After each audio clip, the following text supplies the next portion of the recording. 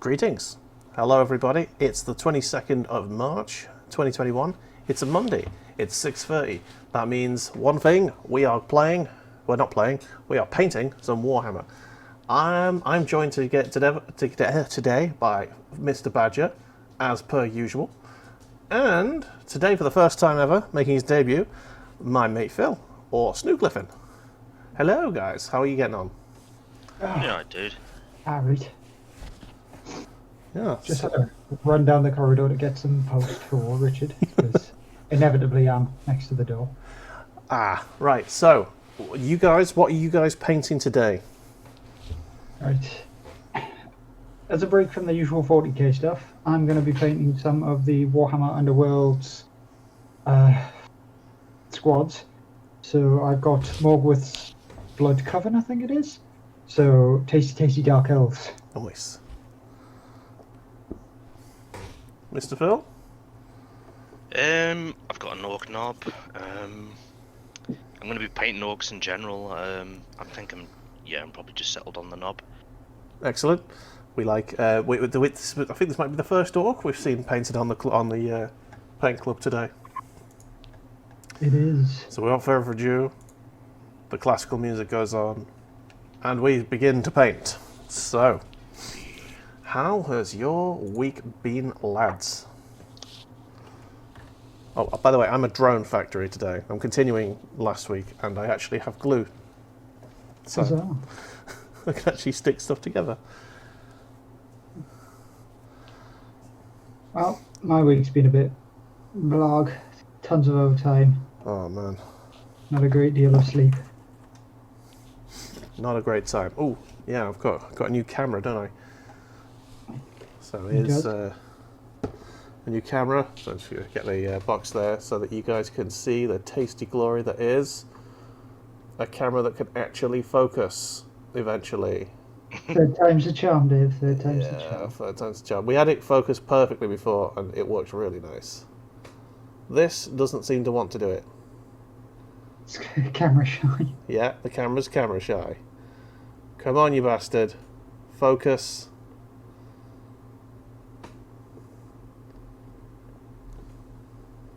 It's not having it, is it, Dave? It doesn't want to, does it? My God, come on. Come on, camera, do your job. It just focuses on whatever you put behind it, not the actual thing. Oh my God. Science. Come on, camera. There we go. Way. And there's my handiwork from a couple of streams ago. There's a few mistakes that you can see when it zooms in, when it focuses. There you go. Well, I am. that's generally what occurs, Dave. You sit there and you paint it up and you get it all sorted. You go, okay, the camera shows this, and like it looks okay, it looks really, really good, and then you get a more highly detailed camera, and it goes, Yeah. here are your mistakes. So I've taken the background away, and it's remained focused quite happily on that. Okay. Well, I'll get used to it. It's fine. So yeah, when last we changed, I was sticking this turret together. So yeah, Phil, how's your week been? Not particularly interesting, to be honest.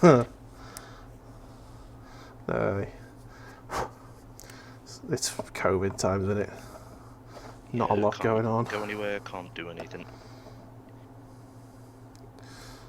Fresh glue, that's what we like. Well, I've got a week off, which I am going to be spending playing an awful lot of Final Fantasy VII. I was just about to say, you're going to be spending it not painting the vast quantity of models that you still have. Hey, I've got to leave something for the paint club, haven't I? Is this the new excuse? Yeah. Got to leave something for the paint club. Okay. At least he's painting more now than he... This is true. Never did. 100% more. 1,000% more, Dave. Yeah.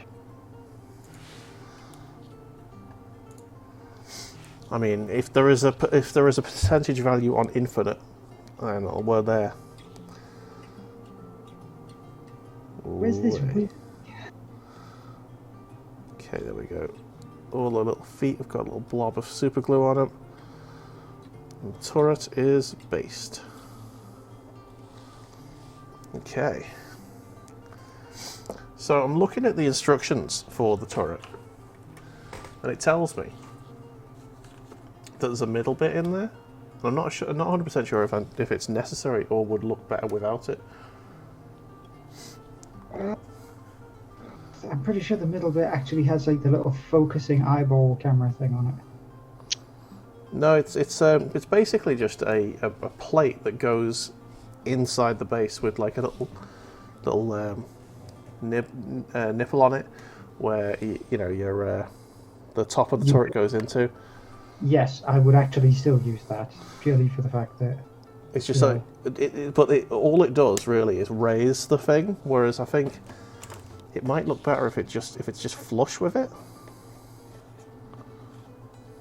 Well, before you stick it, check it out. Yeah, that's what I'm having a quick shift around of it now. Have a Dickens, see. Because if it doesn't go flush, which it doesn't look like it's going to actually, then yeah, it'll probably be better to actually put it in. Just means I'm gonna have to paint it. Shock horror. Just use black. No, I was going to use the. I mean, it's the part that's basically the metal gubbins, so it's all gold. So it's Guinness. Don't want that. I want the Balthazar. Yes. Even better. So it'll be nice and shiny, at least. Right. So what's that? That's that there. Okay. So I'm using a big brush just to get this done.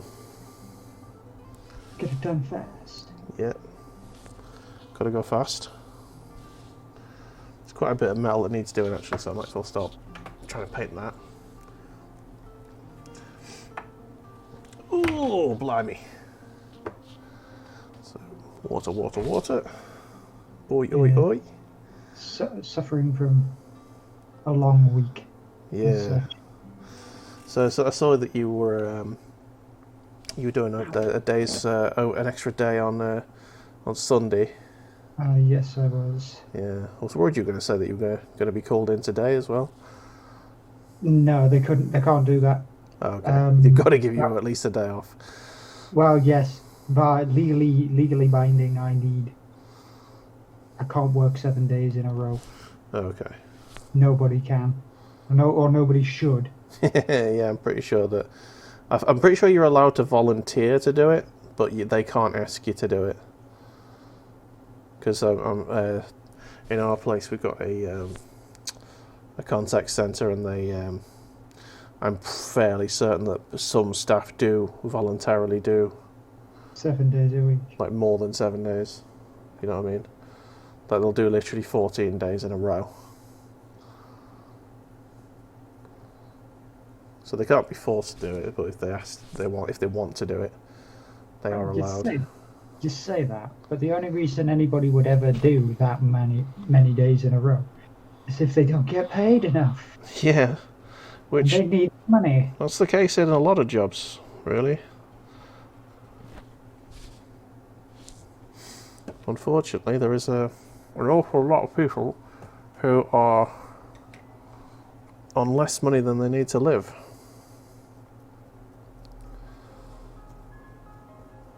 Sad things. Anyway, we try and keep it light here. We occasionally talk about Warhammer. What's going on in the world of Warhammer? Well, most recently they've actually gone on quite a big spree of bringing out a whole new slew and selection of models. For instance, they are getting ready to release their Piety and Pain set. Okay. Which is the Sisters of Battle and Dark Eldar. Very nice. One.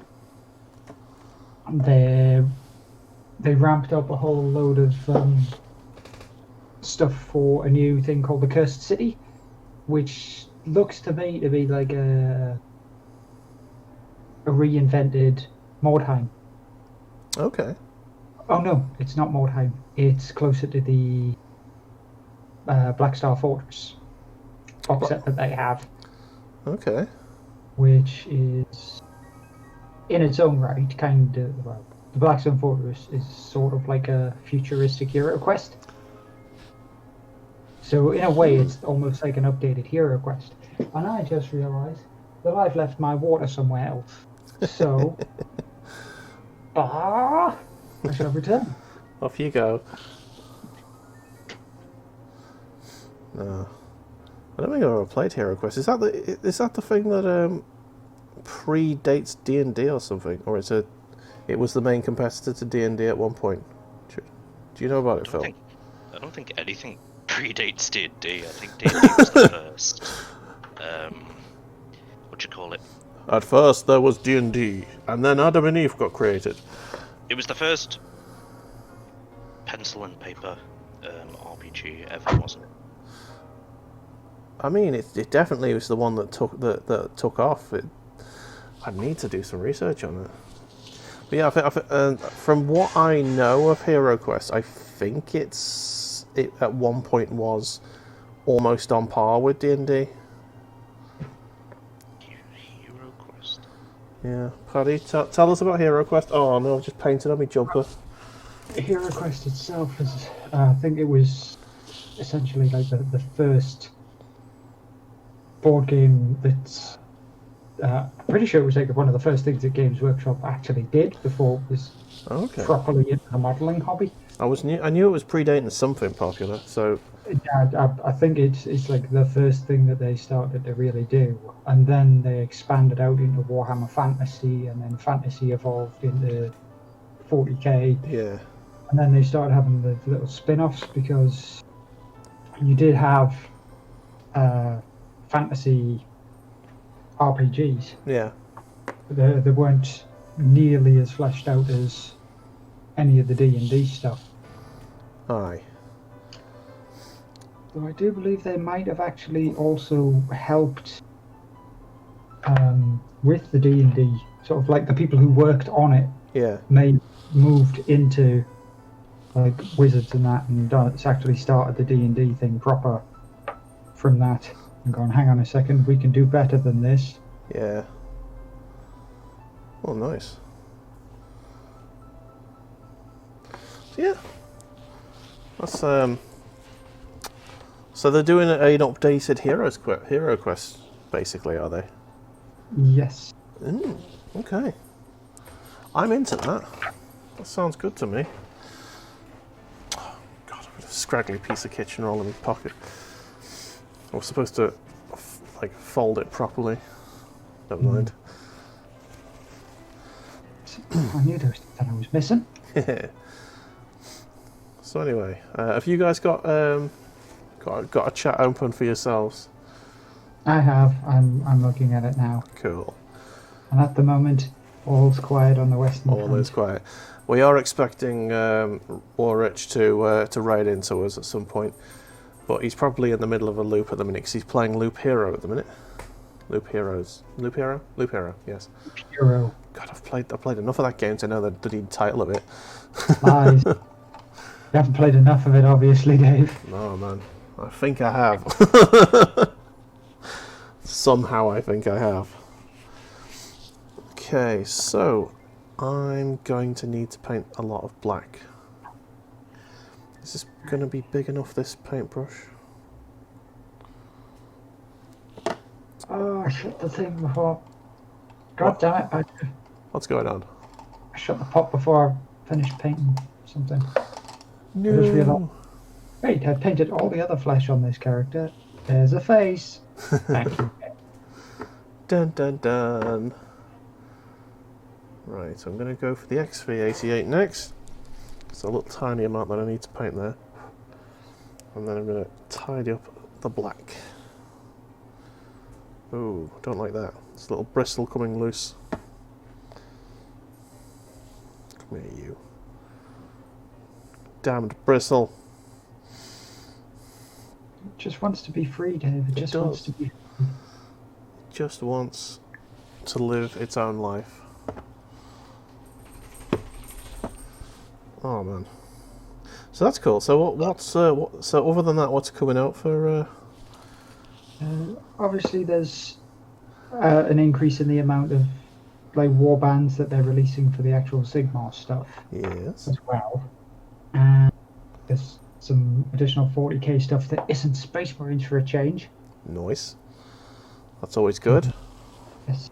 I hope that they will give a bit more love to some of the filthy Xenos races, because they are bringing out. They're re-bringing out the boar riders. However, they're no longer boars in the pig sense, but they're squigs. They're Yay. good old squig pigs. Squig pig. And the models themselves actually look awesome. Nice. What it looks like they've done is they're bringing out a new Ork clan, so it could possibly be a different line of Ork models. Sort of squig based. No, they're supposed to be feral orcs who. Well, Ooh. that'll be the snake bites. Well, that's the thing. It's got a new name. I'd have to look it up. They're releasing a new clan with a different name. Oh, And Awesome. it essentially looks like orcs who shun technology in favor of more that good feral old ways of fighting. fashioned. So no shooters then. I can see them now starting to bring out things like bigger squigs. Big squig. It's probably going to be like a bull squig, and then you'll get your actual squiggeth will come out in plastic. Oh, squiggeth, man. Oh yeah. Since everybody else has a super heavy vehicle, the orcs will get their squiggeth. Oh yeah. There is a Squiggoth model, but it's Forge World, isn't it? And it's like 300 quid. Big chungus boy. Yeah. Phil, by the way, is our resident Ork Expert. He has a getting quite sizable Ork collection, haven't you? As all Orc collection should be. Yeah. If you don't have hundreds of them, is it really an Orc collection? That's true. Is it an army, or is it just a couple of orcs having a fight? Well, both. It's always just a couple of orcs having a fight, regardless of if it's an army or not. Yeah. Ooh. Just trying to tidy up some of this. Could you, in fact, refer to Phil as the Ork Expert? Oh, you certainly could. Although taken out of context, that does sound disgusting as well. He's an Ork Expert. Hey. Ooh, misses. From the looks of things, there might be a new War Boss model, which I'm excited for. Nice. yeah, the older War Boss models were a bit. They're not orky enough. They look flimsy. They just look like a knob. Yeah, they do. Oh, hello. It's raid time, everybody. War Rich has raided in with a party of one. Thanks, Rich. Thank you. Come to enjoy. Welcome to the party, pal. To be fair, we're probably going to raid with a party of one into Daddy's stream later on. We do it for convenience. It's just going to be Richard raiding into other people's things Yeah. every time. Oh, hello, Mev. Oh, Richard's just beat the hunter, apparently. Ooh, oh, so he's past the third boss. Allegedly, yes. I'll have to watch the VOD of that later. In fact, no. Spoilers, no.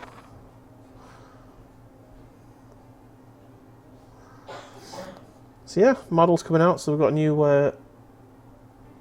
new set of Orky boys potentially on the horizon. New orcs, plenty of new fantasy models. Excellent. I want them to release Dwarvy boys.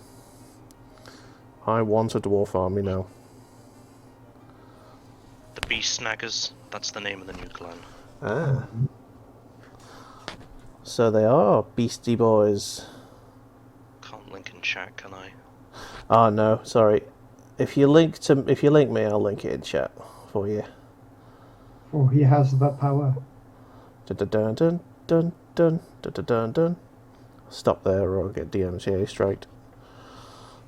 Dave's Indeed. Right. onward. I have the power. Oop. There we go. There's the linky link.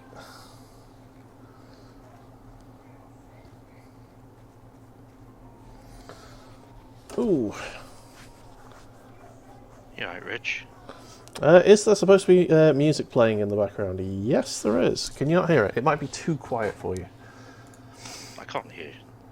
Well, I know you can't hear it because you're listening to me through Discord, so... There you go, I've turned it up slightly. It's just some classical music. So, I have had a... Oh. He's just shared it at me here, so... Classy people. Where's the text chat? How can I get to the text chat on this? Oh, it's in the general thing. I hope there's nothing dodgy on here. No, it's literally Warhammer YouTube channel. Yeah. Big old penis. Ah, there you go. Way. Right, so I'll pop that into the old thingy-majigger.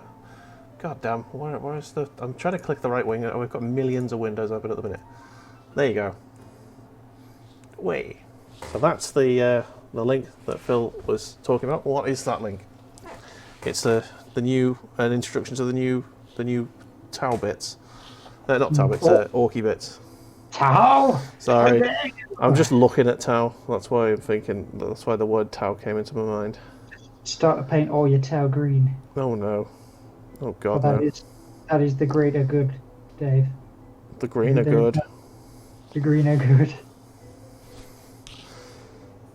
Oh, I'd be so tempted just to buy a shitload of orcs and Tau just to convert a whole heap of orcs into Tau. The green are good. Jetpacks and massive smokestacks and funnels sticking out the back of Tau mechs.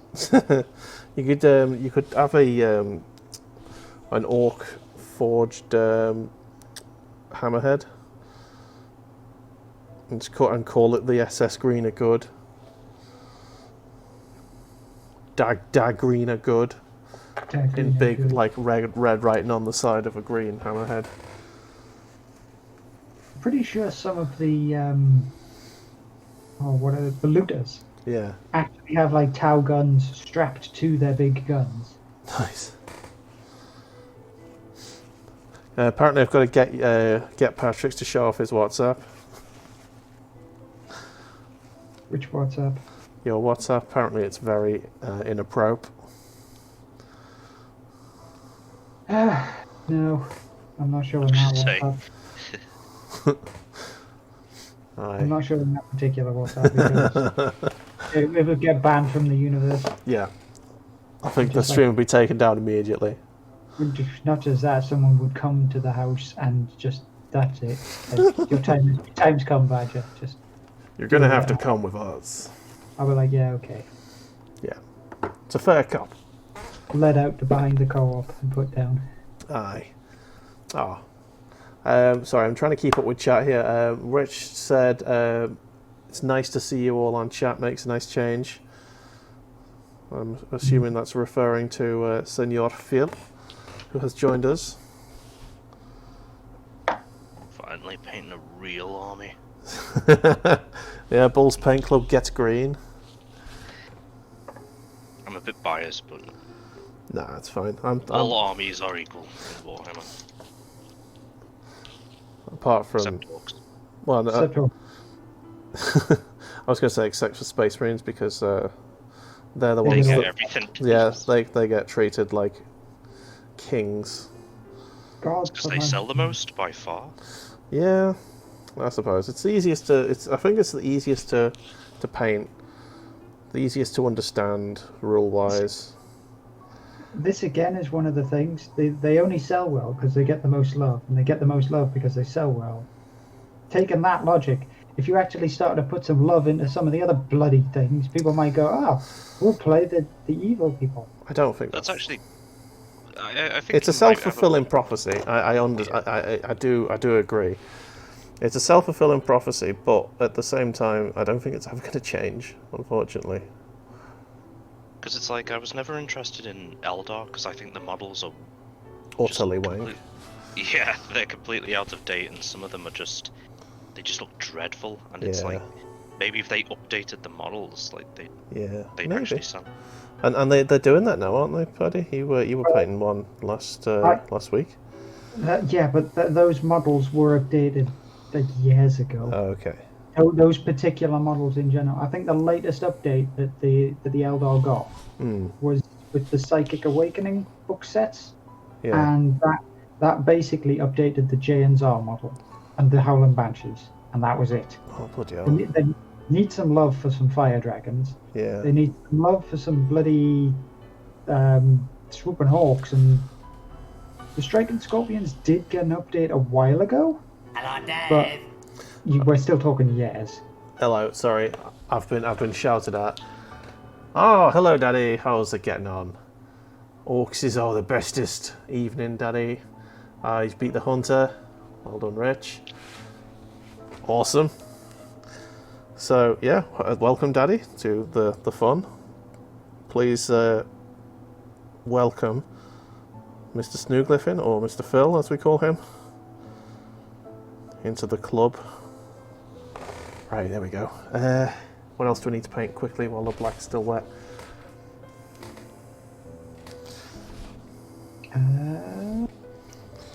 Ooh, get that there. Gold, tan, red, any of those colours, you know.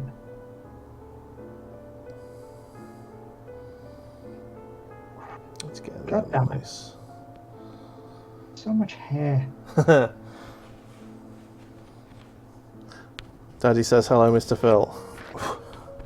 Alright, mate, thanks for the welcome.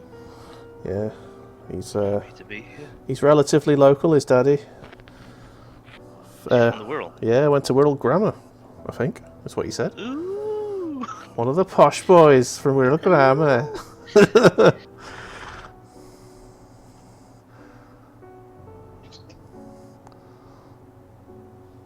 Nobody can catch a break, they'll always get sass.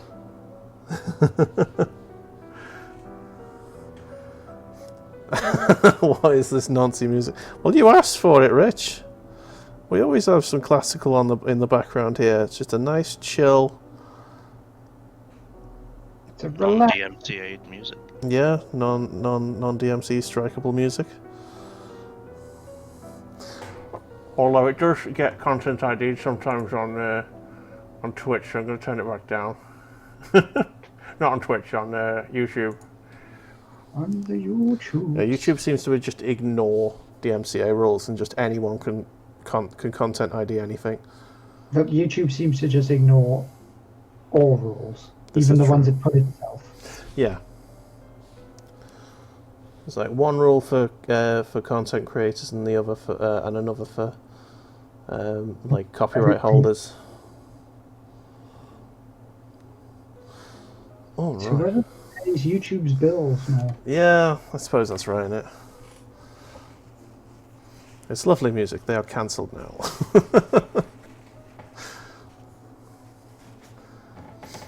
I couldn't put Ninja Sex Party on because no, just now.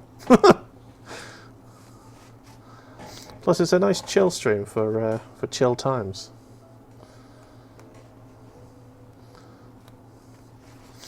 I could put King Crimson on, but nah, it's all good. Anyway, so next on the list of conversation, I have a week off, and I'm going to spend it mostly playing Final Fantasy VII Remake. And I've played a little bit of it, and the reason I've got it is because it's free. For anyone who doesn't know, it's free currently on PlayStation. If you've got PS Plus, you download the shit out of it. So, sorry, the chat's having a little argument. I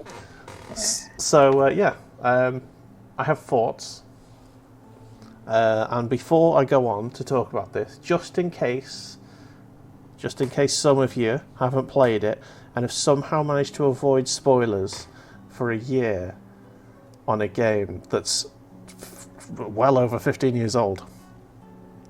Here's a spoiler warning for Rich. Specifically for you, Richard. Spoiler warning. Look, he puts in so much effort for you, Richard.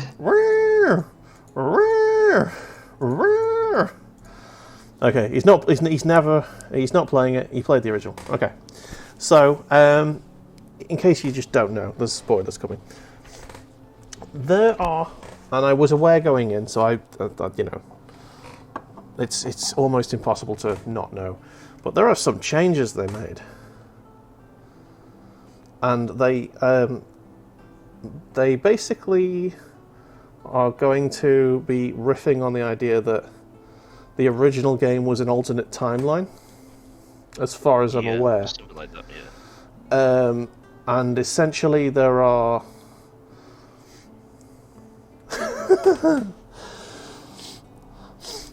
So yeah, essentially the original game was the original game, and this is now a new game that's essentially an alternate timeline situation.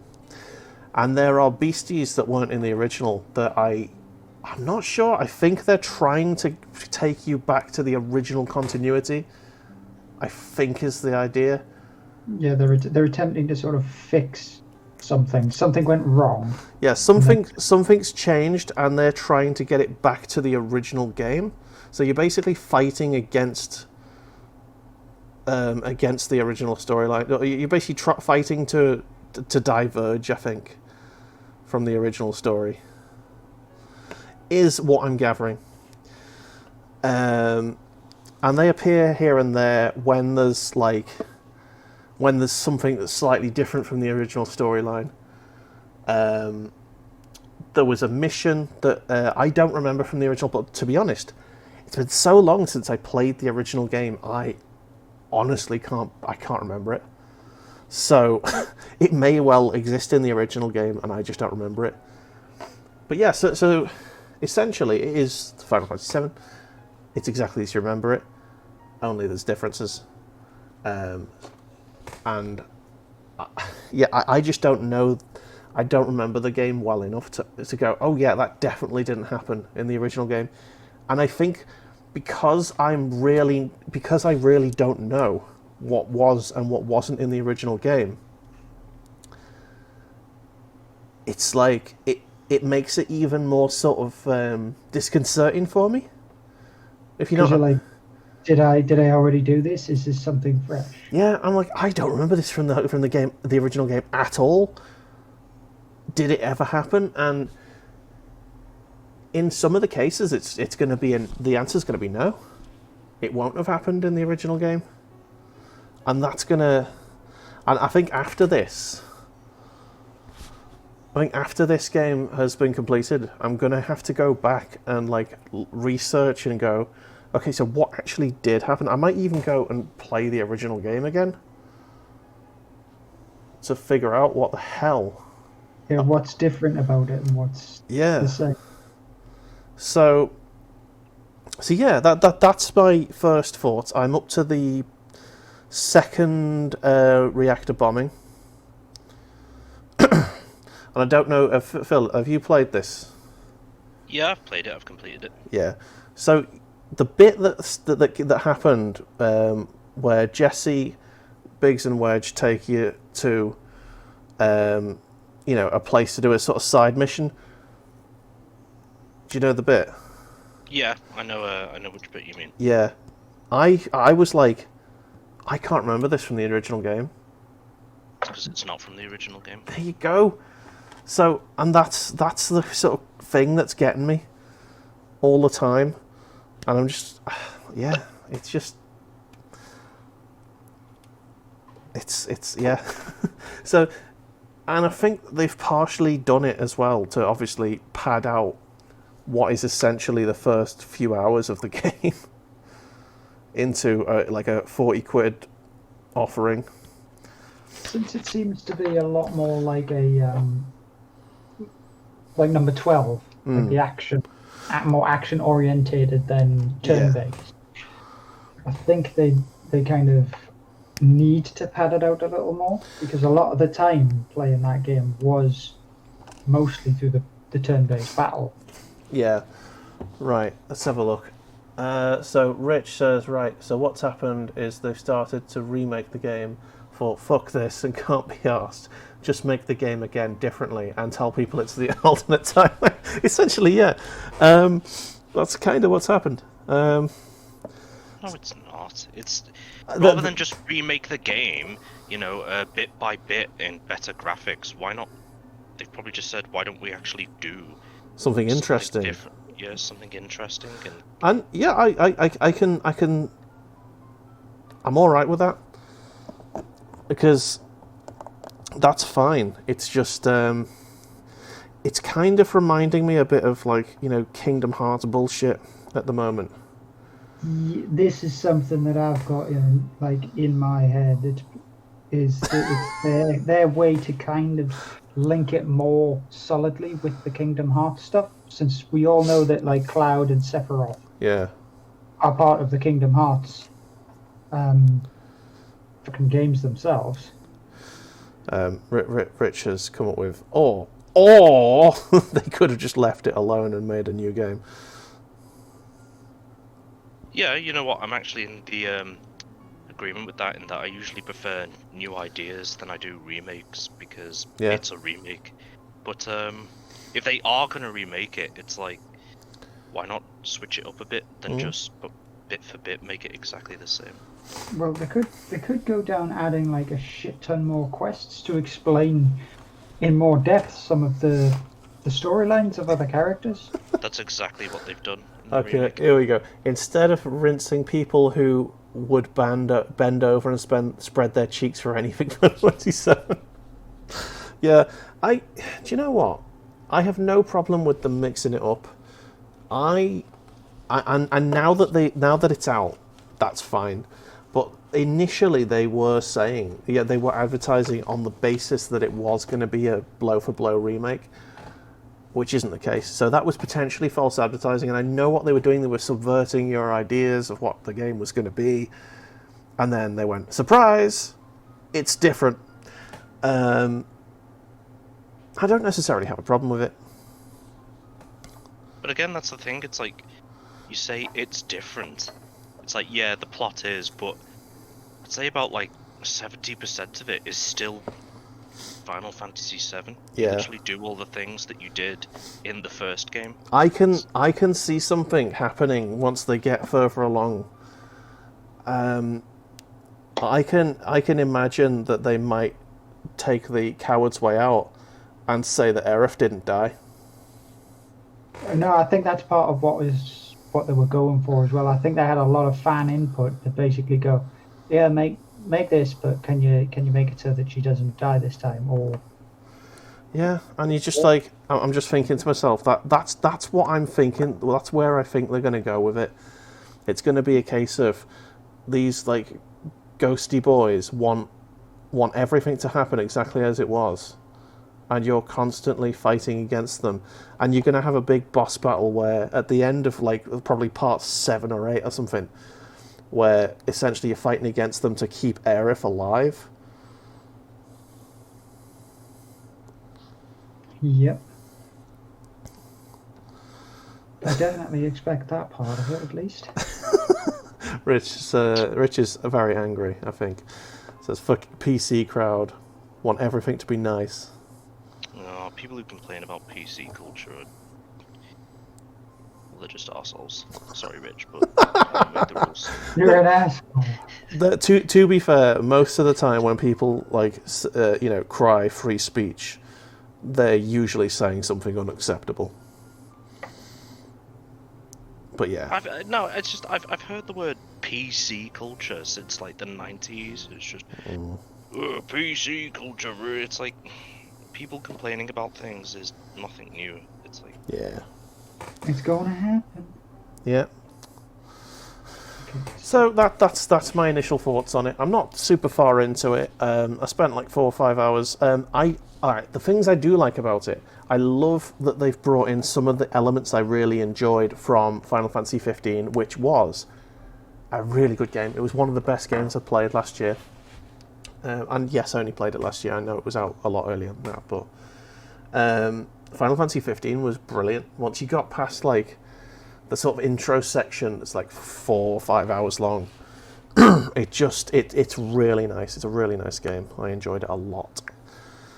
And they've brought in like the hunting elements from it. So you know the side missions that are happening in the town when you get in there.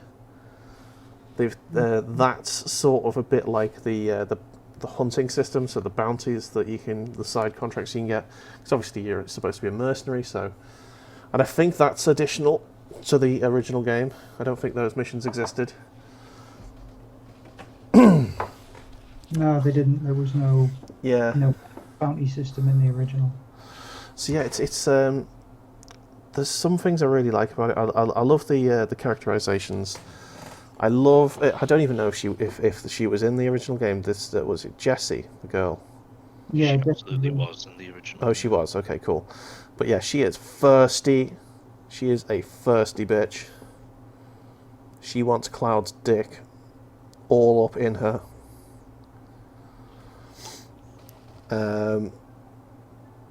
I quite enjoyed the characterization of Tifa. I really like what they've done with the original soundtrack. It's basically they've taken all of the original sort of music, and they've sort of almost put it through an orchestra, essentially. Amped it up a bit. Yeah. I would love them to get the black mages involved. I would have loved that, like some of the music and metal it up. But yeah, it's the world building's great. There's a few weird, like the skybox is a little bit of a weird texture. It's a bit low res, if you know what I mean. So when you're just looking up at the sky, like it's really high res up until you get to a certain point, and the skybox just sort of goes a bit blocky. And I think that's because I'm playing it in 4K on a very large telly, and like obviously there might not have had a 4K resolution texture for the much further away skybox bits. Yeah. Don't know. Well, it's scaled to 4K, isn't it? Oh yeah, I suppose it is. I mean, it's got a HDR version. So like when you're playing the game on a 4K telly, it sort of switches to HDR mode. So I don't know whether that is an upscaling situation or whether that's actually changing the textures. Anyway, yeah. So those are my thoughts on it. All good. Yeah, it's I'm having a good time with it. And I'm going to be playing a lot of that tomorrow because it's my holiday. It's my no stream day. Dad Gamer says, Daddy says I'm a noob, but I thought HDR was just the contrast and the brightness. I think it only happens when you're actually playing something that's 4K like resolution. My telly turns HDR mode on when, like, for example, if you've downloaded completely legally a 4K file, and only like when it's playing a 4K scalable game on the PS4. That seems good. Yeah. I don't know. Not, is it not Levels of Darkness as in True Black's 4K 4K Horn Pub? I cannot confirm nor deny, but I can safely say that if you do browse to videos on the internet that are in 4K, yes, it also switches to HDR mode. My telly does that anyway. I've got a Samsung. Is it Samsung or is it an LG? Oh, it's an LG. Yeah. 4K Horn Pub. I'm going to start referring to it as that. Horn Pub. I enjoy that. That's a nice. True as well.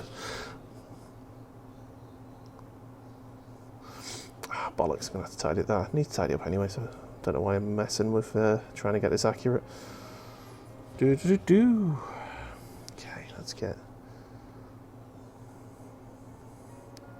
Just trying to figure out what's a fucking belt. Yeah. There's so many things. Yeah, so, shall we move on to the game that's coming out? Ooh, yes. Yes, please. Yes. So, there is a new 40k. Well, is Necromunda technically 40k? Yes, it is. It is. Yeah. It's not fantasy. No, yeah, it's based in a Hive City. There is a new 40k game. 40k. No. Oh, there's a new 40k game coming out called Necromunda Hired Gun. I tweeted at the developer, and they have told me that I am okay to stream the trailer. They're quite happy for that, but they did say put it on mute because you're probably going to get DMCA striked if you leave the music on. So, here we go. How much of that up, Dave? Indeed. So here is the trailer for Necromunda Hired Gun. I've got it on mute, so we're going to have a quick look at this, guys. If you want to have a look at your screen. Yeah, I've got it open. Oh, cool. So there you go. So essentially, it looks like a game where you play as a sort of bounty hunter. You take on contracts in a Hive City. I don't know. I don't know enough about it to see whether it's got like. From what I've read from a lot of the comments of it, Yeah. it's kind of like the actual sort of first-person shooting gameplay. Yeah. Looks more like Titanfall 2. Yeah, where you you've can got see your- wall running and stuff. Run and jump and climb in trees. You've got your grappling hook. You can like dodge and dance. Yeah. But then it's got the kind of almost role play-esque bounty system in it, where you essentially pick the missions that you go on Yeah. to kill the dudes.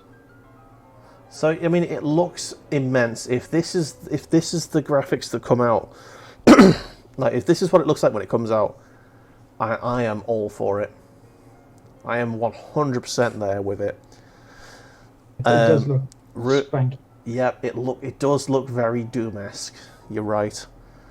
So I don't know if it's going to be a single player, if it's going to be like co-op game, that sort of thing. I think it's a single player. Yeah. So let's have a look at the Steam store.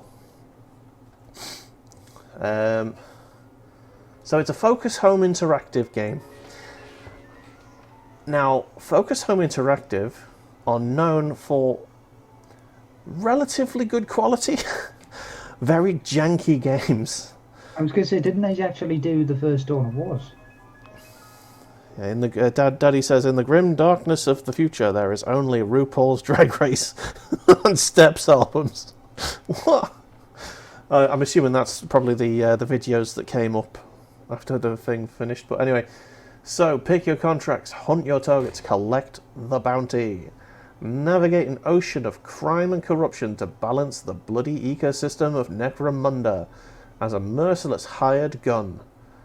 Hello, Dave. Sounds good then. Yeah, Warhammer 40k. There is a dog. The money's good, the dog's loyal, the gun's reliable, but can you survive the hunt? Necromunda Hired Gun is an indie. Yeah, that's not really indie, is it, Focus, mate? Come on. It's like a double A game, Focus, really. Focus, like the publisher, but Oh yeah, I suppose, yeah. Who actually makes it? Let's have a look up here. Steramon Studio. Yeah, look, I've never heard of them. That's fair enough. Indie. It's an indie, fast-paced, violent and thrilling FPS set in the darkest reaches of Warhammer 40k's most infamous Hive City. So, I'm not going to bother reading the whole thing, but basically, it's indie in the Warhammer 40k. Upgrade and fight alongside your loyal Cyber Mastiff endless weapon and augment customization, upgrade, advance, level up, collect bonuses, collect bounties even. So yeah, to me it looks like it's going to be like a mission based, you know, go out, kill the thing, and you're done. It says here it's listed as single player, so it doesn't look like it's going to have any multiplayer. Well, that's not necessarily a bad thing. No, not necessarily. So it's if that's the case, it's probably gonna be very story driven. 29.74 is big money for single player FPS these days. I agree, Daddy. It's going to be one of those. It's actually $34.99 if you don't pre-order it. I mean, it's going to be one of those things that I'll pick up once it's on sale. But it does look rather tasty. Probably for the best. Yeah, it does look rather tasty, and there's dreadnoughts and everything. Yeah, I'm here for it, but I agree that's quite a lot of money to ask for a single player FPS these days. Guys, your thoughts? I actually think it's going to be a blast. Yeah. Again, something that I probably won't pay for it at the 30 quid mark. But we need to see how much it actually has to it. Yeah, I think it's going to be. We'll have a look. See what the reviews are at. Doom Eternal came out at 40 quid. Yeah, but Doom Eternal is it's an established franchise. It's a sequel to an extremely good game, so it was always going to sell well. Yeah, that's as Daddy says. That's Doom, mate. Doom can afford to, charge you 40 quid. An indie game, first-person shooter, untested dev. It looks like the graphics are going to push hardware a lot, and with Focus Home Interactive, jank is always a thing. Is always a factor. So if you're going to run it at those graphics, I just have my doubts whether it's actually going to run well. If you get what I mean. Yeah, you're going to get into hectic. It'll run well until you get into battle. Yeah. And that is where it's going to start going, oh shit. Yeah, your computer's going to start chugging. It needs to be really well coded, and indie devs don't have the resources to really fine tune coding. Yeah, to AAA developers. Fucking cyber dump. Just bother. They don't bother. Yeah, they don't. I think AAA developers are more interested in making games for the cheapest fucking cost they can, and then dumping their devs after it's done. But also selling them for the highest price. Yeah, but anyway, that's them, and this is this. I will be very happy if it comes out and it's a good game and it's exactly what it advertises it itself as. It's going to be a struggle to get it there. It says it's coming out on the 1st of June, so it should be mostly done. So hopefully they can get it working. Yes, that is the big hope. Yeah. That it doesn't just do what most other things do, drop a completely broken ass game and then fix it a month later. Yeah, that seems to be the trend these days. But you know what? There's a few indie games that have come out lately. Chief among which is Deep Rock Galactic, and even Valheim slightly. That makes me hopeful. Deep Rock Galactic, when it came out, it was absolutely spot on. So there is hope. Oh fuck! Oh. Sorry, dropped a thing. It's all right. We all drop things. Okay. I realise that I'm basically I'm basically finishing a turret model here, so I'm going to spend a lot of this stream just finishing this. That's fine. That was the intention. Yeah. Just need the gold, and then I'm done on that. Actually, I might as well use the brown to get some painting done on something else. These are a lot more detailed than I originally thought they were. Hang on. Valheim's fucked beyond all meaning. Is it? Has anyone seen the Eiffel Tower being built on Valheim? Yes. Yeah. That's an impressive video. And Richard, your Valheim is fucked beyond all meaning because you've essentially terraformed the planet. Where there was hills and forests, there are no longer hills and forests, only deep chasms into nothingness. Like, I've seen Rich like just flattening entire areas, whereas I like to embrace the landscape when I'm building towns and stuff. Whereas I think in your first town, didn't you just like eat a chunk out of the out We of a took hill? the edge of a hill, and even then it was having issues. Yeah. The construction of what is essentially Castle Town Richard and his masterful creation has flattened most of a hill, in fact all of a hill, and the surrounding forests, and the hill across from the other hill, and more forests, and he's dug a tunnel, Bloody hell. and he even dug a bloody harbour. So, yeah, you kind of. It was always gonna have issues.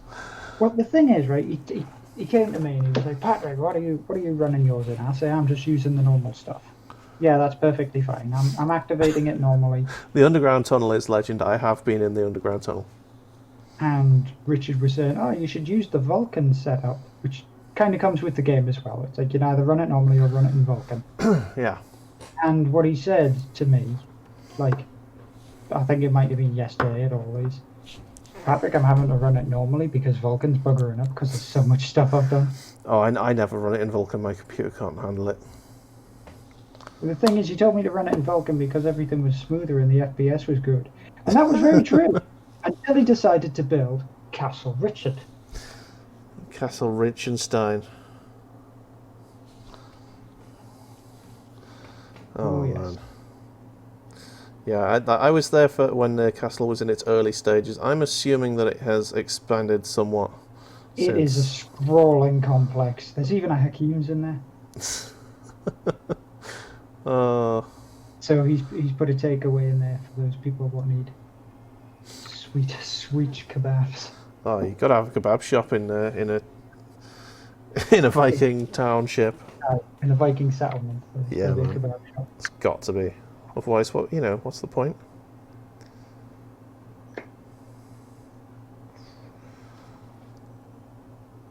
I don't know why I'm spending so much time on this turret.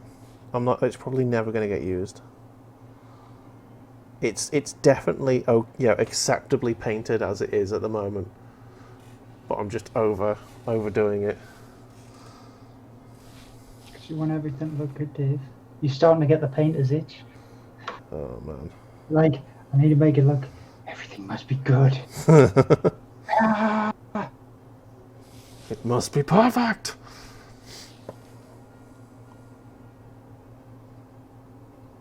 Now what you need to do after that point in time is go, okay, it just needs to be table ready. Yeah. You can work on it later. It needs to be table ready. It's table ready right now. There's just one thing I want to do on it right now, and that's I've found a place where I can use the red highlight, which is what I want.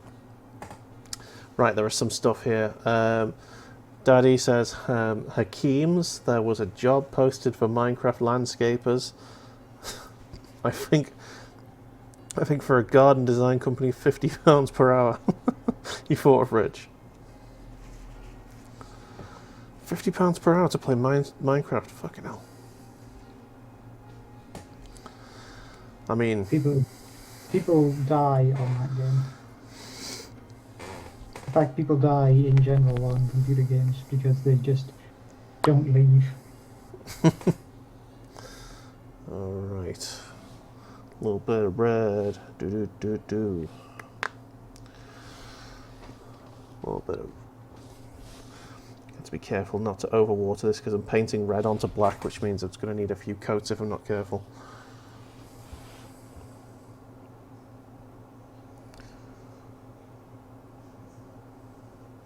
And I've got to be careful that I paint gold onto everything.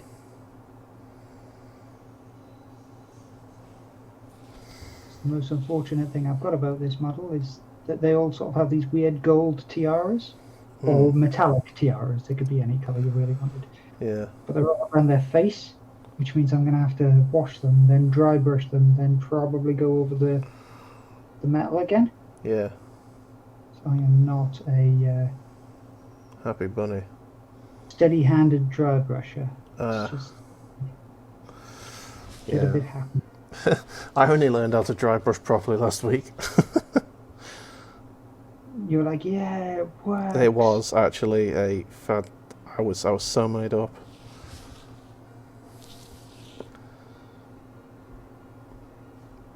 Just wedging this model onto this surface here so I can paint it stably. My hands are shaking, even with these compression gloves on. Compression gloves. I just find it helps me, me hands just stabilise a bit. It probably helps hold the brush purely because you're not getting sweaty. Or if you are getting sweaty, then the gloves are kind of absorbing it. Who sweats while painting? My hands are sweating like a fucking beast. I'm concentrating so much that it's just like pissing out of us. It's disgusting. But sweaty palms, boys and girls. Sweater. It's an athletic activity, surely.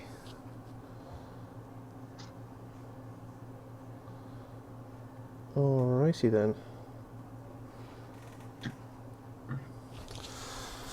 It's not all the wanking, Richard. Oh, you know it is.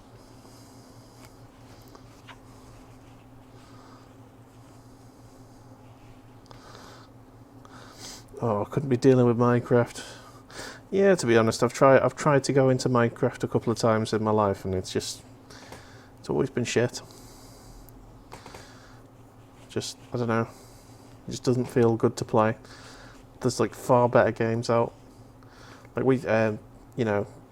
It was the foundation for a lot. Oh yeah. A lot of games. Yeah, so. I understand its place in shit. Yeah, I understand its place in history, but you know, since that game has come out, there's been so much better games. I mean, even like the likes of like Planet Explorers, which is like a really janky sort of.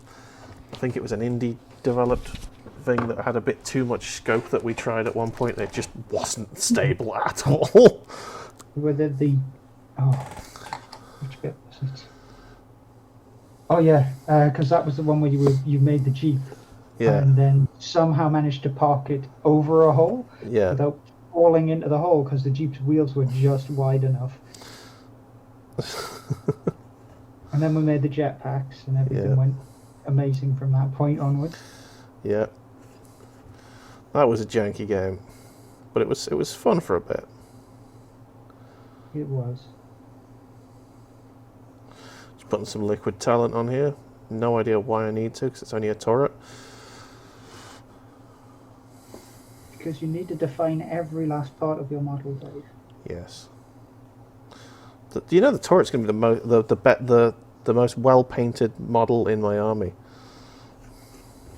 Nah, you've already got that with your battle suits. One of the battle suits. The second, the original battle suit I painted. Like looking at it now, it's fucking ass. It's Asa-Blanca. Asa-Blanca. Yeah. Well, you're just building up your skills, Dave.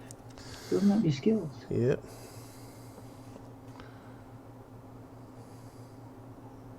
I think I'm done with that, at least. Oh, not quite done with the colour though. Good thing I didn't shut it. Also, toodles, Daddy. Oh, is Daddy off? Yeah, Oh, see you later, Daddy. Once you, we'll raid into you. You're starting about 9:15. He's going to be doing Dungeons and Daddy. Playing some some CGI Dungeons and Dragons games. What is it CGI or C something or a? 3 letters. Yeah, you heard that right. Daddy. Yeah, Dungeons and Daddy.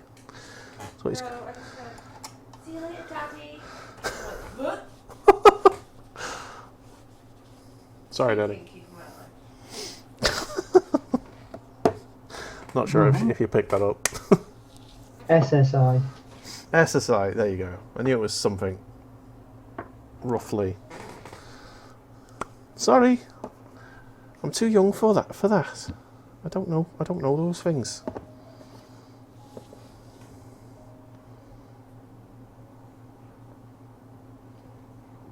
But I'm gonna look forward to having a look at them later on. Can't wait. It's gotta be boss. Enjoyable to watch. Yeah, man. Right. One more brush stroke and I'm done. With that one turret. Yes, with this one turret.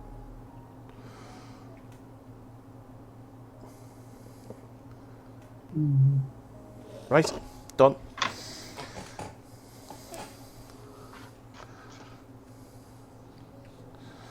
Let's get rid of the oil. There we go. Boop. Which game is that, Richard? Which game is that? Because I don't actually know.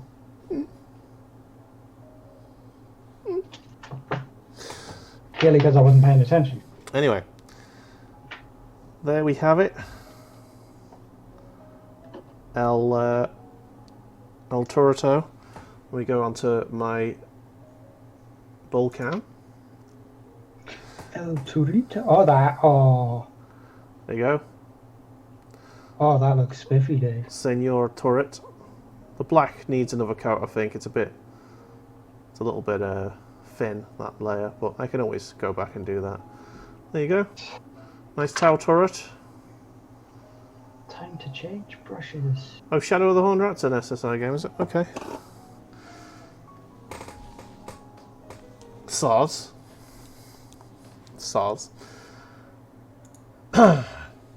How's your models getting on? You got any updates? Yes, I'm starting to do the first washes on the first model. Yeah. Bring it up to the camera so we can see. Well, at the minute it's in half and half, so Okay. I've kind of got like the butthole end there. The butthole end. Well, the snaky part of Snack. the snaky lady, and then I've got like the upper part of the snaky lady. Once it didn't focus, but that's fine. Mr. Phil, how's yours getting on? Just putting down the base coats. But probably shouldn't have put the arms on. Oh, I'm struggling to get to some of the areas that are sort of hidden behind his big beefy arms. damn. Yep. See, that's something I learned really early on doing this. For the paint club, you've got to paint on sprue, man. Got to do it. Otherwise, you end up. Like painting on sprue. I didn't like doing it at first, but I'm a total convert now. I just can't paint after sticking it together anymore. It's janky, man. It's janky. Anyway, so turret done. Yay. We can go. In fact, I'll leave that where it is, so you've got at least something to look at. Right. I think now we're going to start sticking some. Well, not sticking. Some painting. Some drones. Yeah, some drones. Yeah, so I've nearly got the second drone ready. For here, so I think it's just the gold I need on this. Is it? Yes, because the shield drone's only got that this little bit here. Yeah, the shield drone essentially just has like a little disc on the bottom of it. Yeah, just a little butt. So I need Balthazar gold. I might as well just leave this paint out because it's the one paint I didn't get around to doing a base coat off. So it's probably going to be the thing I use most. So let's get a big old splodgy Rooney. Have a bad boy there. Don't close on me, you bastard. Bloody paint. Don't you dare close on me, boy. Oh man. So last week I tend to do on a weekly basis a quick summary of a show I watched. So this week I watched the second season of Fargo. Mm-hmm. So last week I was in a bit of a weird work coma.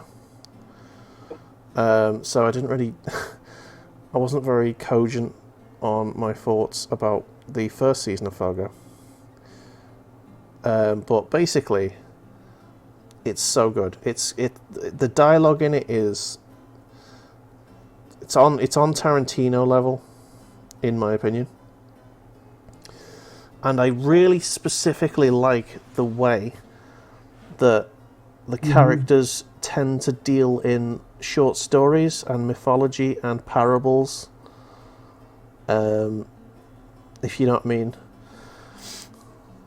And the way that they tell those sorts of things, like in the midst of conversations. You have a fat wife. Yes, that is a good piece of dialogue. The way that the way that they tell the tales through the dialogue, and the way that it sort of brings, they sort of just emphasize very creepy points with the use of like stories and quotes and stuff. And it's so well done, and it just gives a real sense of personality to certain characters. So the characters are really well written. Season 2 started off really slow. It was in the 70s rather than modern day. But it very, very quickly amped up as soon as it became apparent what was going on. And it's essentially a gangland sort of murder situation. And basically a woman accidentally runs over a mob boss's son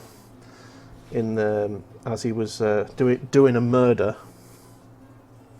And it's basically about them trying not to get caught and trying not to die, basically. And there is 2 standout characters in that show. One of them is a Native American, who is excellent, and the other one is an African American, who is also excellent. Yes, and they're just very well rounded characters, and it's very nice. So I was expecting season 1 to go back even further in time, potentially, which didn't happen. From the way that it sounds, it also seems like it diverges quite a bit from what you were originally saying season 1 was. Yeah. So it's essentially, Fargo is a show about organised crime impacting, normal people, and people getting sucked into a life of crime, all that sort of thing, and then the police trying to figure out exactly what the fuck is going on. And so that's essentially that's my really, really, really boiled down to the basics sort of synopsis of what the show is. Dude's turn to crime. Cops show up, try to figure it out. Nobody knows what the fuck's going on. Yeah.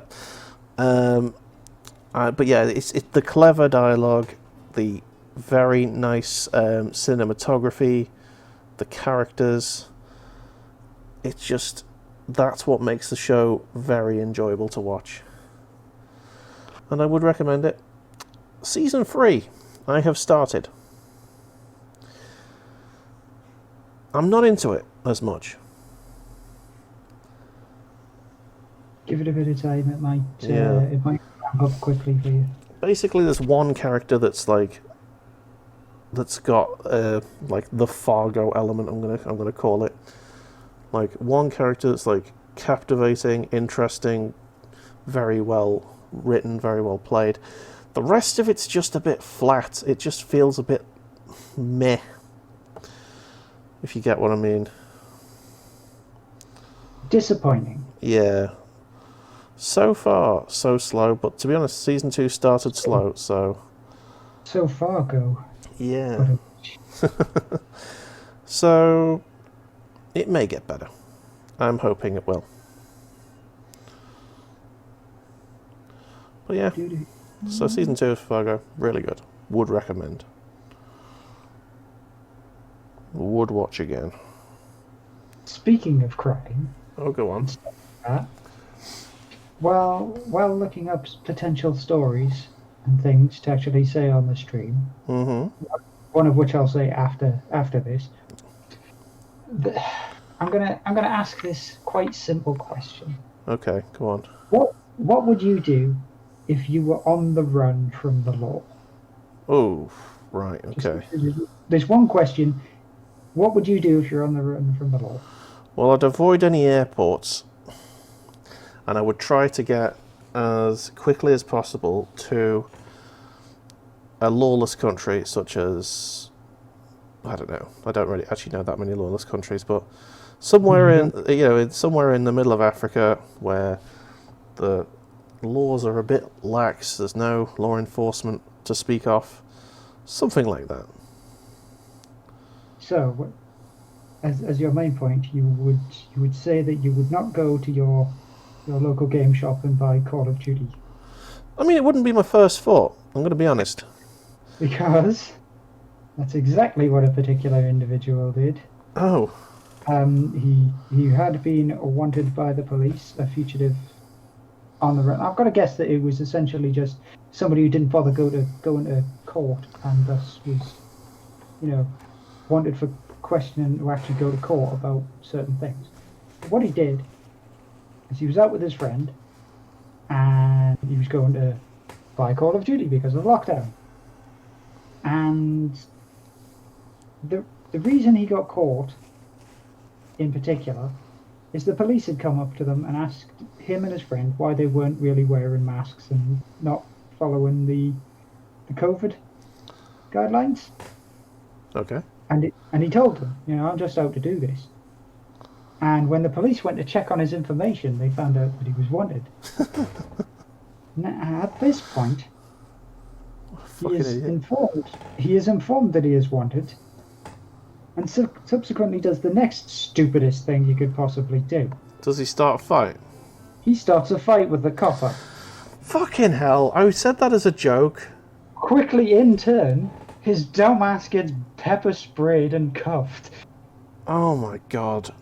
I mean, Call of Duty players, I mean, I don't mean to generalise, but, as a rule of thumb, they're not the smartest bunch. This one went particularly above and beyond. That is beyond the pale of retardedness. He had been smart enough to keep himself out of the public eye and out of police know-how. And then he wanted to play Call of Duty. And because it was lockdown and he was bored out of his tits, he went to oh my god. Activision earning their tax money there. Yes. Which does now lead me on to the next thing, which is very Activision related. Oh, go on.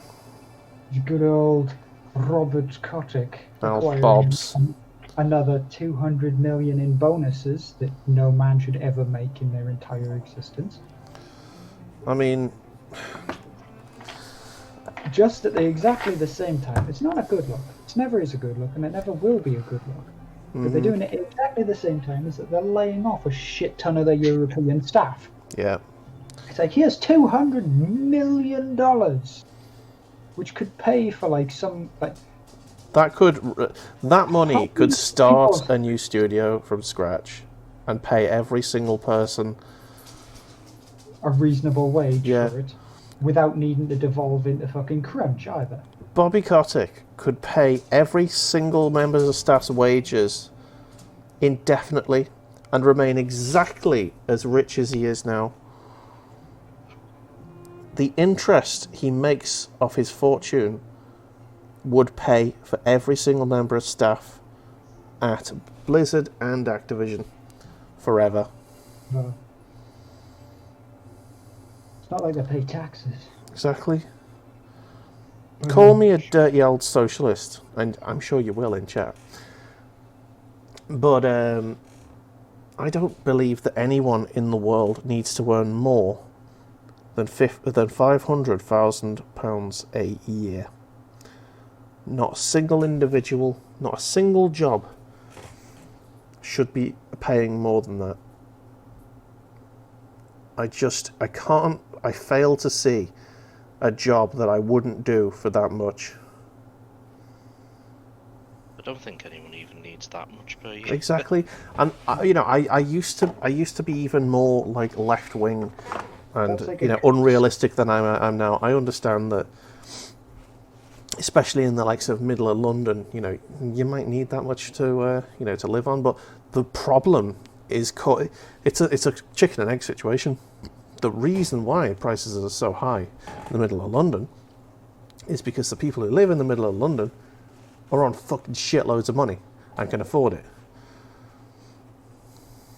Yep, I remember when searching for my first flat.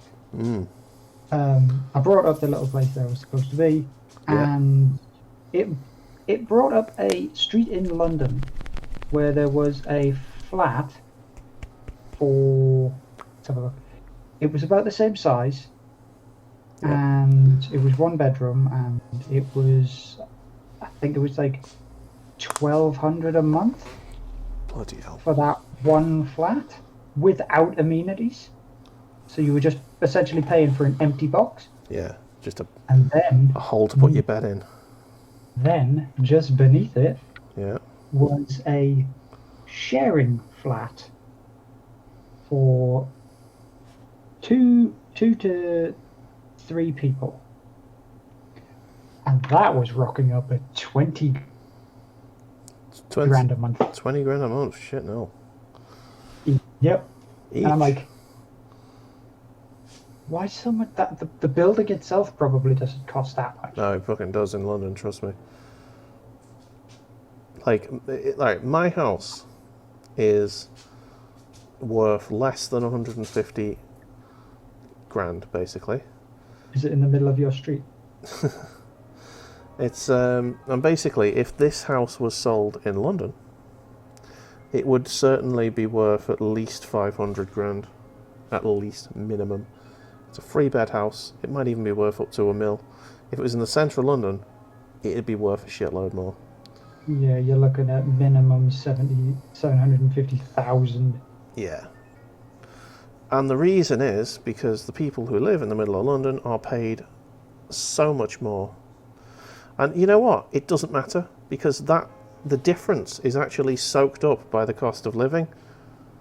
So yeah, wages on average are higher in London, but the cost of living is higher still, you know what I mean? So it offsets it, so that people who are on normal wages, as you'd say, they're priced out and they have to commute in, which costs money.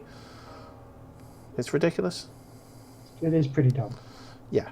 So if you set the ceiling to 500,000, or the other way, to be honest, I think this is the ideal for me. No member of staff should be earning less than 1% off the person at the top. The person in the top of the organisation is not allowed to earn so much that the person at the bottom, the cleaner, usually, or dinner lady or whatever, do you know what I mean? If they're earning less than 1% of the person at top, that is criminal, in my opinion. It's not actually criminal because, the law doesn't legislate that sort of thing, but if I ran the country, it fucking would. Call me a dirty old socialist if you like. I don't care. That would be the fair way to do it. Vote Dave. Yeah. The fair fucking way. Yeah. It's campaign slogan. Trademark it now, Dave, before it gets stolen. Is it a very, very, very nice house with 2 cats in here? No. I think it's a nice house, what I got. But yeah. And that's my rant about the cost of living. Yeah. Anyway. Fun times. So yeah, Activision need to stop paying Bobby Kotick so much money. Activision need to stop paying taxes. And they need to stop getting rid of their members of staff whenever it suits them. Surely there should be laws, man. In this country, there are laws against that. You can't just sack a shitload of people for no reason. I think there are. I mean, you can make people redundant, but you have to basically. It's a lot harder. It's a lot harder to get rid of people in this country than it is in America. America. Yeah.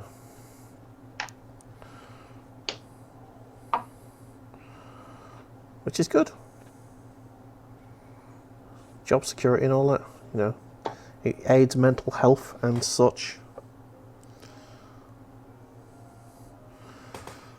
Oh, man. And then we sit here and we're just painting, which also aids mental health. Oh, it absolutely does. This strain, honestly, has helped me on so many occasions. Like, I've had a really shit Monday, and all of a sudden, this happens, and it brings you right back into a chill mood. And you know, I have the same beer that I started the stream with. I've not been drinking that much because I don't need to. It does remind me I do need to drink more beer. Drink the beer. Yeah. Okay. Okay, I am attempting something kind of awkward, but I've just realised I really shouldn't have put this together before I'd attempted it. But Yeah. it's working, sort of. Since this is a snake lady, I decided to go with a particular colour scheme for my serpent girl. Serpentine. And I went with an adder. Nice. Blackadder. Good old. Blackadder, Blackadder. That would be cunning indeed. Indeed. But yes, I'm going with the colour scheme of an adder for her scales. And as much as I'm kind of keeping with it, it's still a bit difficult to make sure that it stays the same. Sorry to hear that, Rich. Apparently they binned 99% of his workforce and kept like 5 people. Yeah. Damn. I mean, COVID times, man. It's this is unprecedented, and it will get better. But it's gonna be a hard slog. I mean, it'll be better COVID-wise, not necessarily better anything else. Oh no, the economy's going to take, I'd say probably a decade at least to recover. If we don't go back into COVID, if we do, it'll probably take longer. Like if we have to go into another lockdown, shit, basically. If we have to go back into another lockdown, that means that the Tories are going to get strung up by their arseholes. Yeah, but they'll still get in. Labour have made themselves unelectable. Just putting that out there. Oh no, I'm not talking about them not being voted in. People are literally going to Guy Fawkes this shit. There's going to be explosions. I mean, explosions. I would be surprised if that was the case. You underestimate the sheer tolerance of the British. I mean, we've put up with all this shit for all this time. We moan. Do you know what I mean? We will moan our faces off until people just stop listening. But we're never actually going to do anything about it, are we? And then there'll be that fat jerko who does it. What, even an American? That's what Americans do. We tend not to. We are a more restrained people. Unless you're talking about the... unless it was a race matter and then you'd get your skinheads out in force shouting their faces off. That's primarily what I'm more likely gonna think is gonna happen. It's gonna be all them local boys. The uneducated masses. Right, if I can get it zoomed in. Okay. Oh, hang on. If you're zooming in, I will switch to Badger Cam. I'm working on the colour scheme for the tail. Check that shit out, ladies and gentlemen. I'm hoping it's actually coming through a bit better. No, that looks fucking sexy, man. Not done quite yet because I still need to put the dots on it. But I think I did it justice. Yeah. If anybody wants to check up the actual markings on an adder, they're essentially an almost... they're a much tighter zigzag pattern down the back of it. Yeah. With like tiny little diamond splodges that go in all of the folds. Do you want me to Google adder pattern on this and bring it up for the ladies and gentlemen to see? If you want to do that, Okay. that's fine. Go back to my web browser. Google foo. Adder pattern. Add a snake pattern. There you go. Let's have a look at the images. Right, that looks fairly... Oh, that's not what we want. What do you think, Paddy? Is that what you're after? Yep. Pretty close. So, switch back to Badger Cam. I see that. Oh, yeah. I mean, that looks amazing.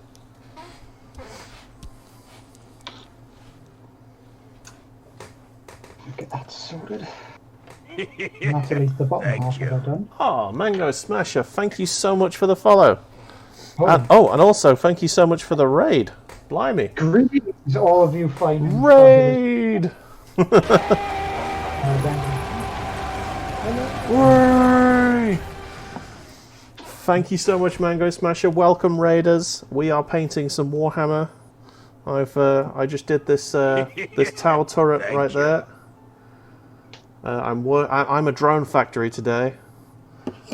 Badger is painting a snake lady. I'm painting some Warhammer Underworld stuff.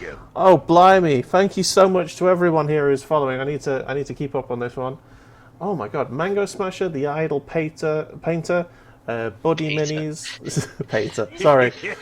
Thank you. Buddy Minis, Mr. Altier. Oh, thank you so much.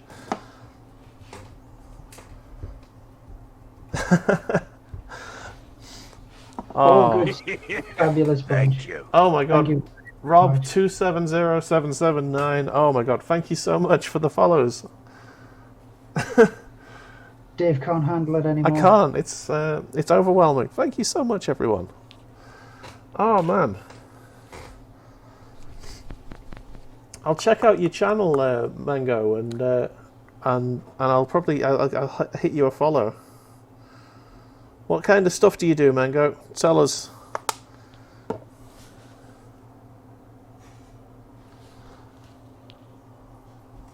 Ooh. Doing a bird of chill paint over here. Oh man. Right, I'm trying to fix something that that I messed up last time. I need to make this gold rather than the brown that I make it. Can you take one glove off? All right, I'll do it.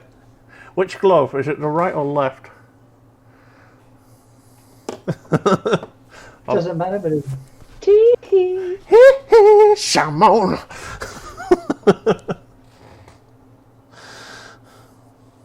Check the comb. Bow selector, man. Thank you.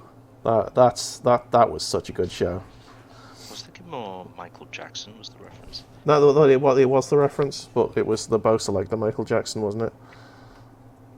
Yeah, but Michael Jackson did actually do that. He did, which is why yeah. Bow selector would make that joke. Okay.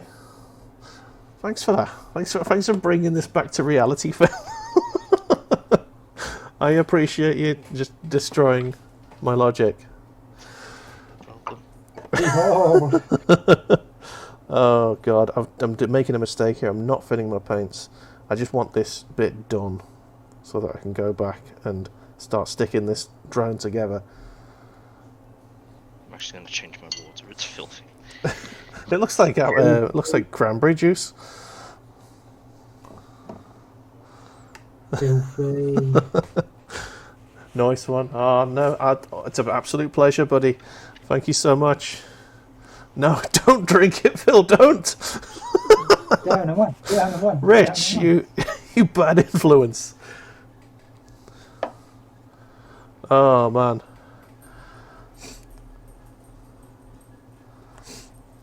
Yeah, well that was the idea of the stream. It's just I just thought I never used to actually paint that much Warhammer, and I thought to myself, what's going to force me to stream? It forced me to paint. So I thought, let's get a few lads together and we'll have a little paint together. Bit of chill classical music on the background, just so that we're not DMCA struck. Most of the time. Most of the time. Yeah, I collect Tau and Imperial Guard mainly. There's my Tau. I did have a crisis suit here somewhere. There we go. Oh, Mango paints lots and lots. I'm definitely going to check your channel out, mate. There's my crisis battle suit, and oh my god, the zoom is actually the autofocus is actually working for once. That's me Tau crisis suit, yo. Oh yeah. You know what? Let's pop it on the vid camera. Thank you. And I'm talking with her all full of sprue, so that's good. That's good for everyone. Way. You can obviously see a couple of errors. The hands I'm not happy with. I'm gonna have to tidy them up at some point, but so it's all right. It's not bad. It's not bad. I am definitely not the best painter in this group. That would be Mr. Badger. He is. Oh no! I think I've just had a mouthful of paint. Have I got gold paint on my lips? Dave, you just made yourself look fabulous. Oh man.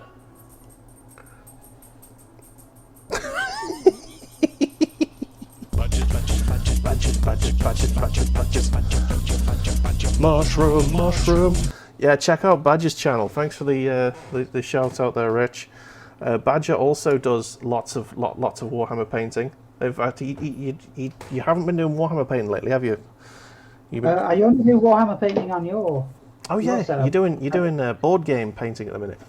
Yes, at the moment I am working on the Resident Evil 2 board game, and that is a very much a labour of love at the moment. Yes, it's very good. You should check it out. It's VOD. Your VODs are still up on there, and last time you did, you did Resident Evil 2.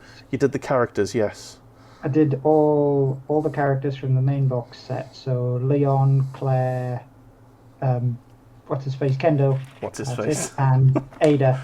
Look, okay, I'm not 100%. Not 100%, all right.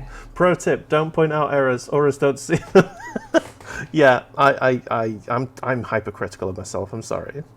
It just I hate it when I spot them.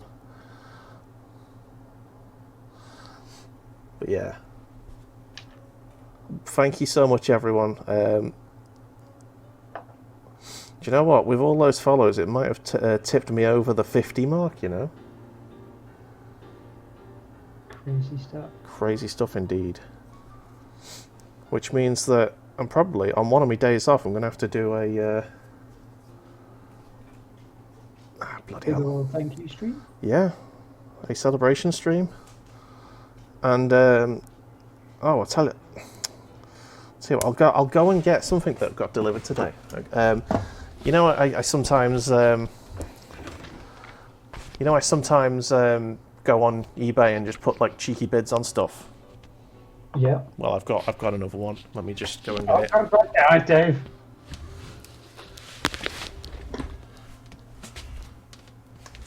I did all the Birkins, but I did the Birkins first. He sat gracefully. It's not a big fat dildo, Mr. Richard. It is. Oh, the light there. Ape Escape. Ape Escape, yo. I got it for less than 20 quid. Boom. The box has obviously been repaired at one point. But the repair works. It's not broken or anything. It's got the manual in pretty mint condition, and the disc is immaculate. Okay, you can see my face. Nice. So immaculate that you can get it. Ape Escape. So I might play this for the thank you stream. Haha. So there you go. Just put that somewhere safe so the dog doesn't chew it. The dog likes to chew boxes. For now. Oh, come on, Badger. Why did you have to do that? Couldn't miss an opportunity. Oh man, right. Sorry, I've got to catch up on the old chat. Mango Smashers been at it 18 years, 4 years ago. Big Go Home style. Oh man. Yeah, sorry, I'm a bit overwhelmed to be honest. Awesome. Okay, let's stick. Ooh! Did I catch it? Yes, I did. Caught it with my legs. I was about to say, are you okay there, dude? It's like a bit of Yeah. Something's pinged off the sprue and I had to crush me nads in order to catch it. Right, hold on to the thing that you're cutting off the sprue. Hold on to it. I mean, I know people say you got to grab things by the balls, but grab things with them? Oh, flyaway parts, man. That's, Oh, Rich, you dick. that's a challenge. Yeah, I find the Warhammer Painting community is really nice, but I find some of the people who follow it for like the universe, like the general lore. Yeah. You can get a few weirdos there. Yeah, you get lore Nazis when you get it. And literal Nazis. Really? Are you yeah. any chance Oh, to- Dave, do you not know that there are some people who completely miss the satire of 40k and think that the general message of it is fascism rules? Wow. Is Yeah, that? I've stumbled upon those people. Oh, damn. There'll be some angry boys. Which is why I think it was it last year, Games Workshop put out a statement basically saying, if these are your beliefs, Get out. we don't want you as a fan. Please do not. Jeez, man. That's. Yep. Oh yeah, because a book was released with a black African American space marine on the cover, Yeah. and of course you got dickheads complaining. Yes. And Warhammer just came out to say, look, if you don't like it, Get stuffed. Yeah. yeah, get the fuck out, idiot. Yeah. And rightfully so. Absolutely. We still are nerds. We still are. No. Can't take that away from us. Oh. Well, free commissions, everything else. Lol, remember when we were all nerds and everyone hated us? We were united in the early 90s. Oh, man. So, yeah. Awesome. By the way, I'm a bit flustered at the moment. But this is Bulma. Where the fuck did that go? There it is. Flyaway parts. This is Bulma's Paint Club. We do it every single Monday from 6:30 onwards. So please, yeah, thank you. Welcome to the stream. Welcome to the channel. You're all very welcome. Drop in at any time. Yeah, man. Right, I need my bases, which I've happily put underneath everything. So I need to. Dig them out. Yeah. They're probably covered in dust at the minute as well, because we've been there all week, because we ran out of time last week. There we go. I don't know See-through. what you're saying, Dave. I managed to get my shit painted. Yeah, you always do. No, I don't. Oh, no, it's true. You can't hate Xenos. The orcs are the best, according to Warrich. Rich, my fellow orcish philosopher. Yeah. The paint club's resident orc expert is SnueGliffin here, Mr. Phil. Hello. I am the Imperial Guard loving. I guess you'd call it boring. I'm just the Humy boy, but I am a convert to the Tau. Basically, I like anything that's heavy and metal, like my Lehman Ross up here, which I will show you there. That's the colour scheme for my my guard tanks. Nice tank stripe there. Ooh, Buddy Mini's got an Imperial Guard project coming up. Be interested in that. Gives a shout. Ooh, yes. Me. And these are my Imperial God's men. Ooh, once it loads them in there. There you go. Commissar and Standard Spod. Good Sir Richard, you ask me how your diachasm stuff is going. And how is this for... Oh, hang on. Let me go into Badger Cam for this. Look at that. Oh, is there like a metal thing on the chest plate that looks like it's like a little circle disc that you can paint in something, or is that just the wet paint? No, that's wet wash. There's like an indentation of a symbol marked on the breastpiece. Oh, you can paint over that, I suppose, with whatever colour you want. Yep. Cool. There we go. There's the first one. There's Snake Lady with her other colours. Very nice. And then I will continue on. Yes, Talmech boys. I just love anything mechy or tanky. Like on Dawn of War, I was all about the spamming the Lehman Ross and the Bane Blade. He's all about that base.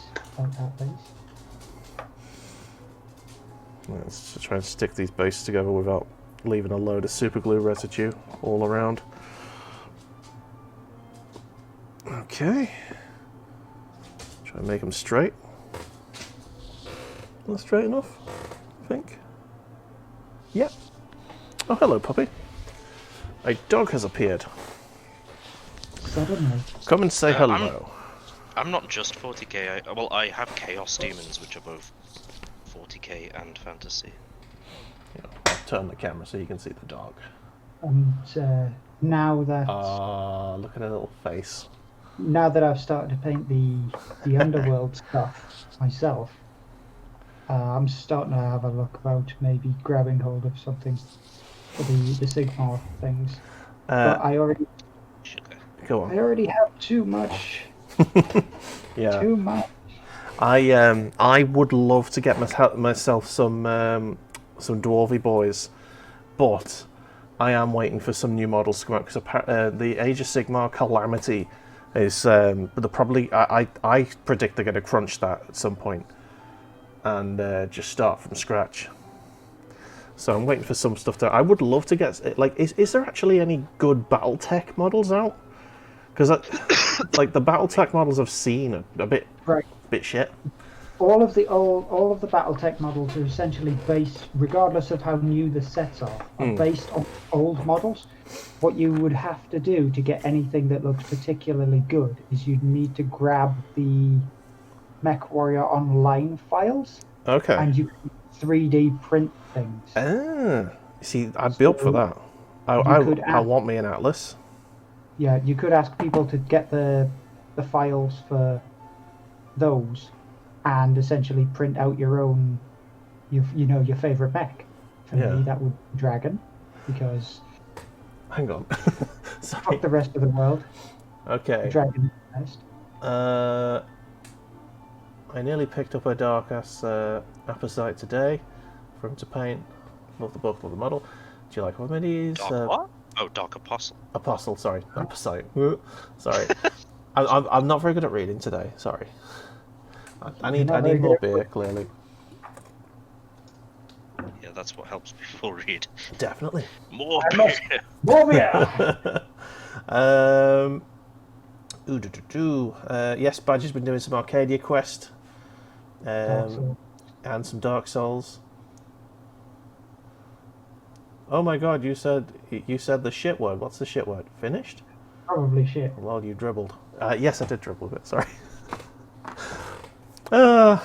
Fun. Can't get anything past you guys. Come on.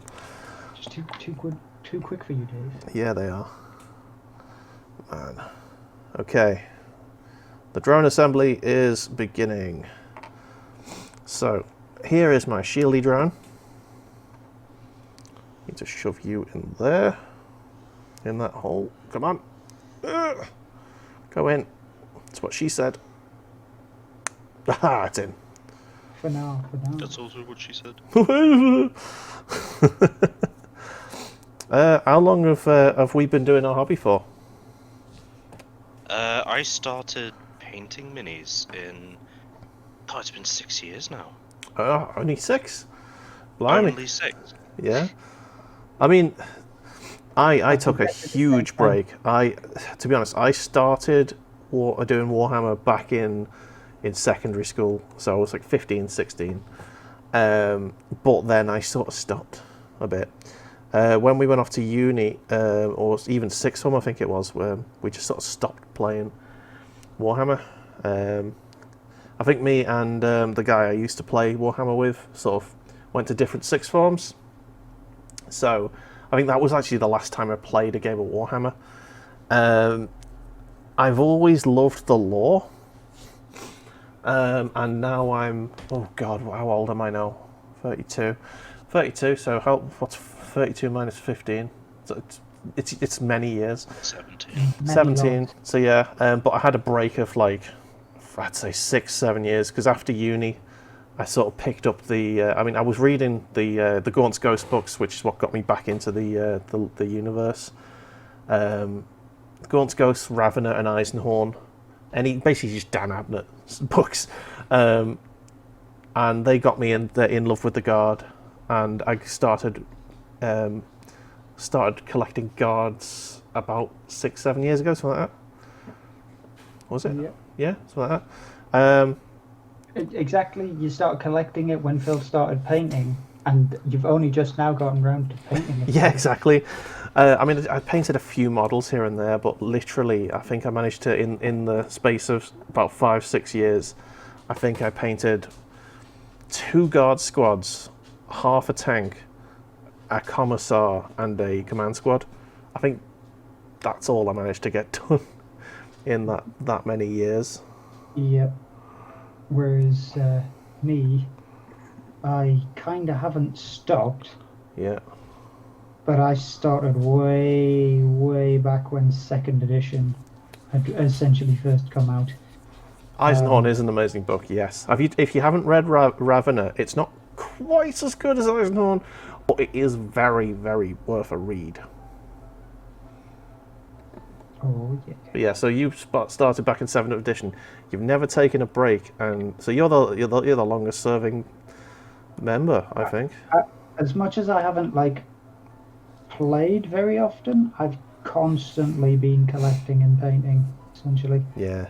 Which is why we have, well, me and Warrich in particular, we practically have one of every army. Yeah. And not a small amount of every army. At least, if you take the old scoring system, every army has about 750 points minimum. Yeah. And then it's all up from there. Richard is telling you how long you've been doing it. Jesus. So you started doing it in 93, he says. 27 years. Blimey. Yeah. God damn, I'm old. I'm only 35. Well, 35 this year. Dang, I'm old. Damn! Okay. So that gun goes on there, on that little sprung there, that Sprung? That's not a word, is it? See, I think the two largest armies I have at the moment, and I haven't actually collected one of them for a while, is my Tyranid army, which I think is about 2,500 points that I really need to polish up. Mm. And probably quite close to being the same now. I have the Death Guard army, because most of that came from the Conquest magazines that I got. Oh yeah, you got all them boys, didn't you? And by the gods, Space Marines. Yeah. Did you manage to get hold of them to chase up on your, getting the models that you were missing? I have not, and Senior Richard has been trying to chase them for me for a good few weeks now. Yeah. And you should try again, dear brethren, because I mean, I want my you could I try. want my goddamn tank. I mean, you could try if you wanted, if you really wanted. But it needs a bit of zig on, and I'm at work most of the time. Well, Rich is going to be in work most of the time soon, so. Which means he needs to work faster. Get them to deliver my stuff. Right. I've got some 2 drones there to go with one of my crisis battle suits, a shield boy and a gun boy. Happy days. Happy days. Yeah, these models are what I would call table ready, but they need tidying.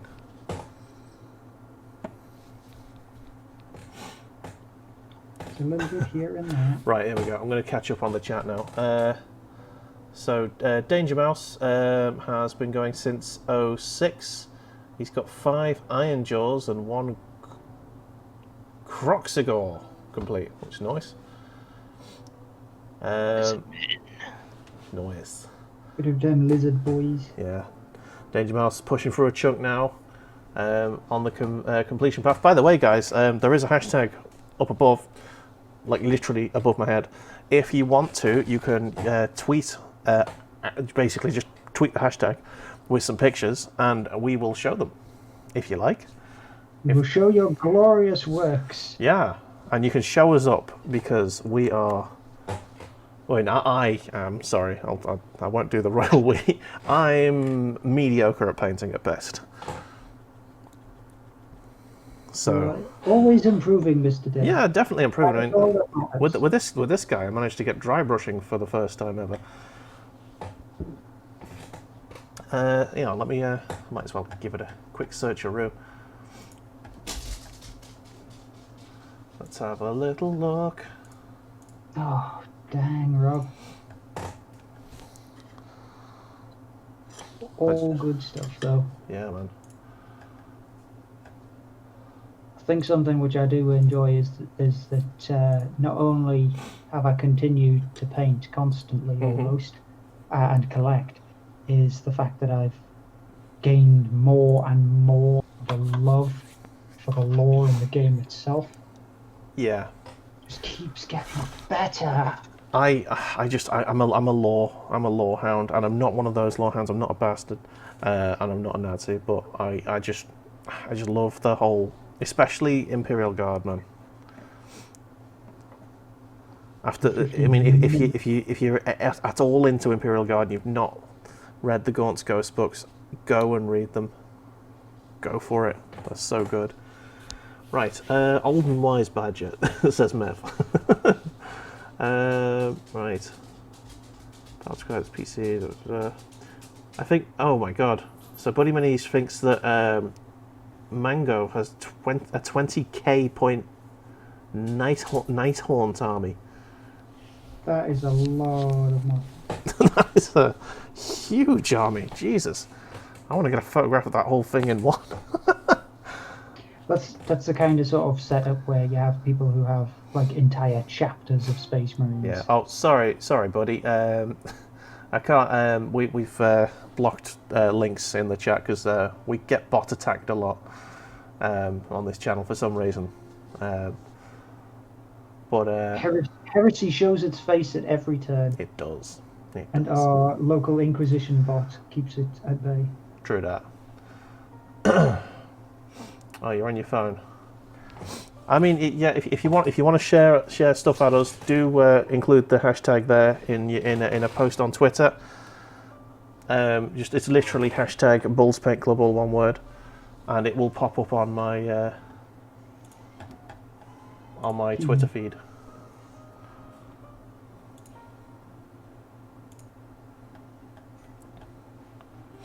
Just trying to see now if anyone's put anything on there. Not as yet. Oh, we had someone come in last week, didn't we? Sharing his squigs. That was good. Oh, he shared his Grot army. Oh, Grot. Yeah, sorry, Grot. Yeah. Because he did a lot of conversions. Oh, that Grot conversion that looked like the robot out of Fallout New Vegas. That was good. It was. Nice. Right. What am I doing, Badger? I completely forgot to paint that goblet that she's holding. Yeah. Ah. I never thought, because I'd shut the paint pot. But yeah, if you can whisper me the Nighthaunt image, I'll definitely bring that up on stream. That sounds like something that would be awesome. Someone said, "You're not old, Badger." He started in '92 and he's 41 years. Nearly a year ago after an 8-year break. I feel you there, man. We're all young in some way. Young in spirit, not in body. As much as we might not feel it. Oh man. Reet. Now, let's see. What do I need to tidy on this? There's lots of black there where I've clipped off. Yeah. Do you know what? I'm gonna get them all stuck together and then I'll tidy them up as like a group of drones. I've got lots of drones to build. So that sprue is now finished with. Don't need anything else on that. This sprue here has a drone for my squad that I've basically painted all off. So I need to build this. And you have a drone for your drone. Buddy managed to whisper me. Let me have a little look and see if I can find that on the old Twitch. Oh, here we go. Oh, Buddy and Mangoes have both done it. Cool. So I'm going to open them in 2 different tabs and we'll go through our... Ah, that's cool. Oh, you're on Insta. Oh, yeah, on Insta, I'm at Bullamatari_live. If you want to just at me on the Instagram, if you've got that instead. I've only recently joined Instagram, so I'm not that good at using it. Right, so let's switch to our screen. Phil and Badger, do you want to have a quick look? Where are we? Yeah, I've got my web open. I can see. Yeah. Look at that. I'll see if I can zoom in a bit. I was gonna say, can you make? Oh, damn. Look at these boys. Oh wow, they're incredible. Oh, I wish I could paint that good. That is insane. Well done. The level of detail on that's great. I love the bases. Yeah. I think at one point I will have to like actually base my my army. The Imperial Guard won't be hard because it's supposed to be on an ice world, so I'll just literally get some white flock. Or just flock and then paint it white. And get a couple of rocks on there like that. You might actually be able to get some texture paints, Dave. Oh, texture paints, yeah, that could work. I've never tried the texture paints before. Essentially all they are is paint full of sand. Yeah. I use them. They're really easy to use, and it's just instant. Alright, so here we go. This is the big one we're looking at. Whoa! That is a lot. Oh, wow. Jesus. Sir, I bow to your glory. It's an exercise. I bow to your glory. Right there. Oh my god, let's zoom well into this. Right, think of it this way, okay? Every modeler and his dog has an enormous pile of unpainted miniatures. He has that. How many miniatures do you not have painted, sir? Oof. It's madness, I say. Jeez, That's an impressive workload, that.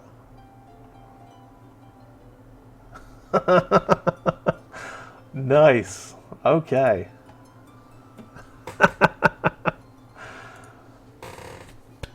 Well done, you guys. That's a level of patience. I mean, I've got an Imperial Guard army. Really, I should be the most patient painter in the world, but I'm absolutely not. Right. Boop. Clippity clip. Microchips.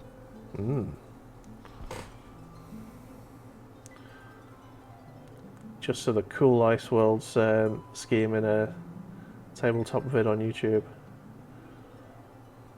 Go purple under. Nice. Oh.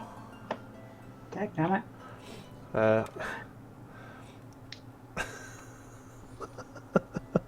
Oh, Rich is saying, and I complain about Burge's room being full of old sprues and stuff.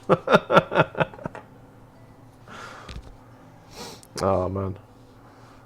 Yeah, Mango Special. Straight after this stream, I'm gonna go and well, after I've raided in to a certain gentleman's D&D themed stream, we will. I'll definitely go and give you a follow.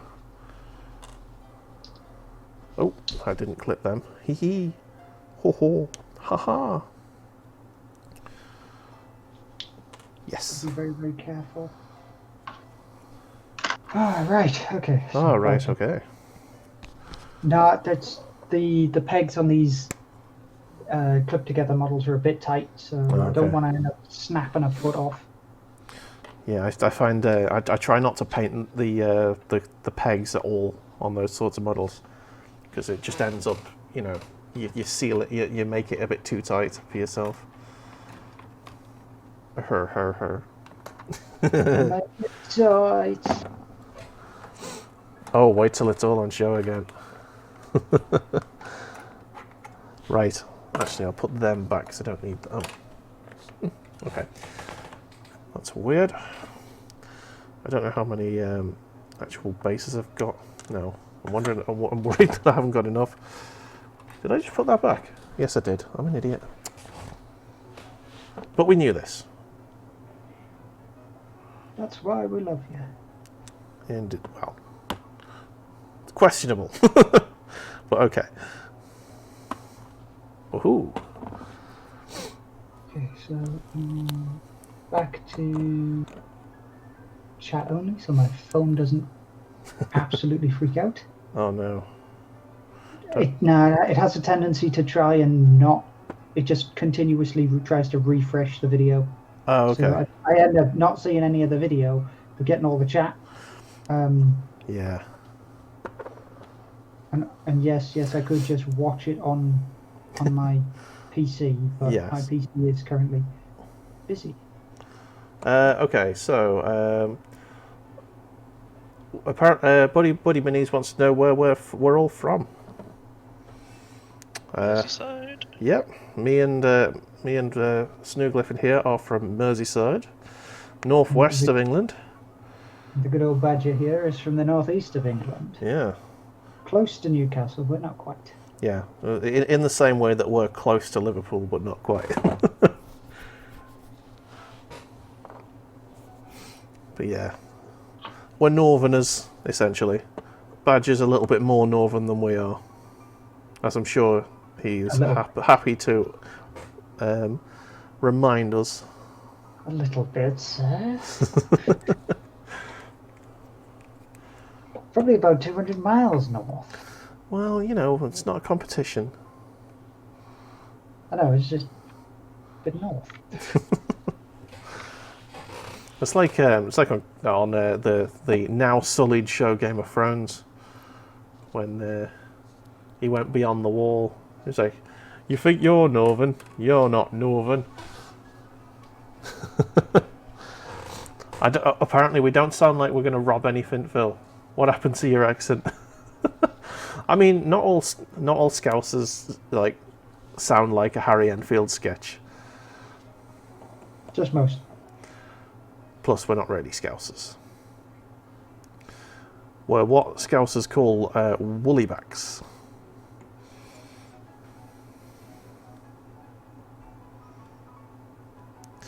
But I am a Liverpool football supporter. You can sort of hear the accent coming through a little bit, but yeah, we're basically posh Liverpool-ish. Posh Merseyside. Yeah, Badger's the accent isn't incredibly strong either. No, my accent is very, very... well, I don't actually really have a proper northern Geordie accent. I have a very mixed vocabulary and linguistical flair. Yeah. I'm not entirely certain where it really came from. Shit. Oopsie doodle. Trying to put this this antenna on straight, and it's all gone wrong. You're going to get bad signal, Dave. Yep. Oh, that's going to need tidying up. The glue's taken a bit of paint off. Never mind, eh? Still, board ready. So Well, there's some droney boys. I thought you were Welsh. I mean, I did live in Wales for 4 years, but I didn't think it rubbed on me that much. Yes, I did go to a Welsh uni. Went to Bangor Uni. you went to the same university that I did. Yeah, that's how me and Badger met. Right, these spurs haven't done any gold on them, so those are all the ones we can glue together. So the glue goes away, and I need to refine the gold. Where did I put it? Balthazar gold. There you go. Say carrot, or whose coat is this jacket hanging on the floor? What? Whose coat is this jacket hanging on the floor? That doesn't make any sense.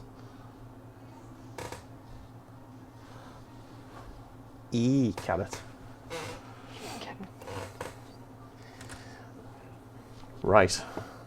Need me big brush for this, because it's just base coating. I don't want to go too big, do I? No, yes, no, yes, no, yes, no, yes, yes. Big brush. Now trying to Welsh. I can't actually do a Welsh accent. There are some accents I can attempt. You can't do a Welsh accent, boy. No, yeah, no. But neither can I, really. Yeah, obviously.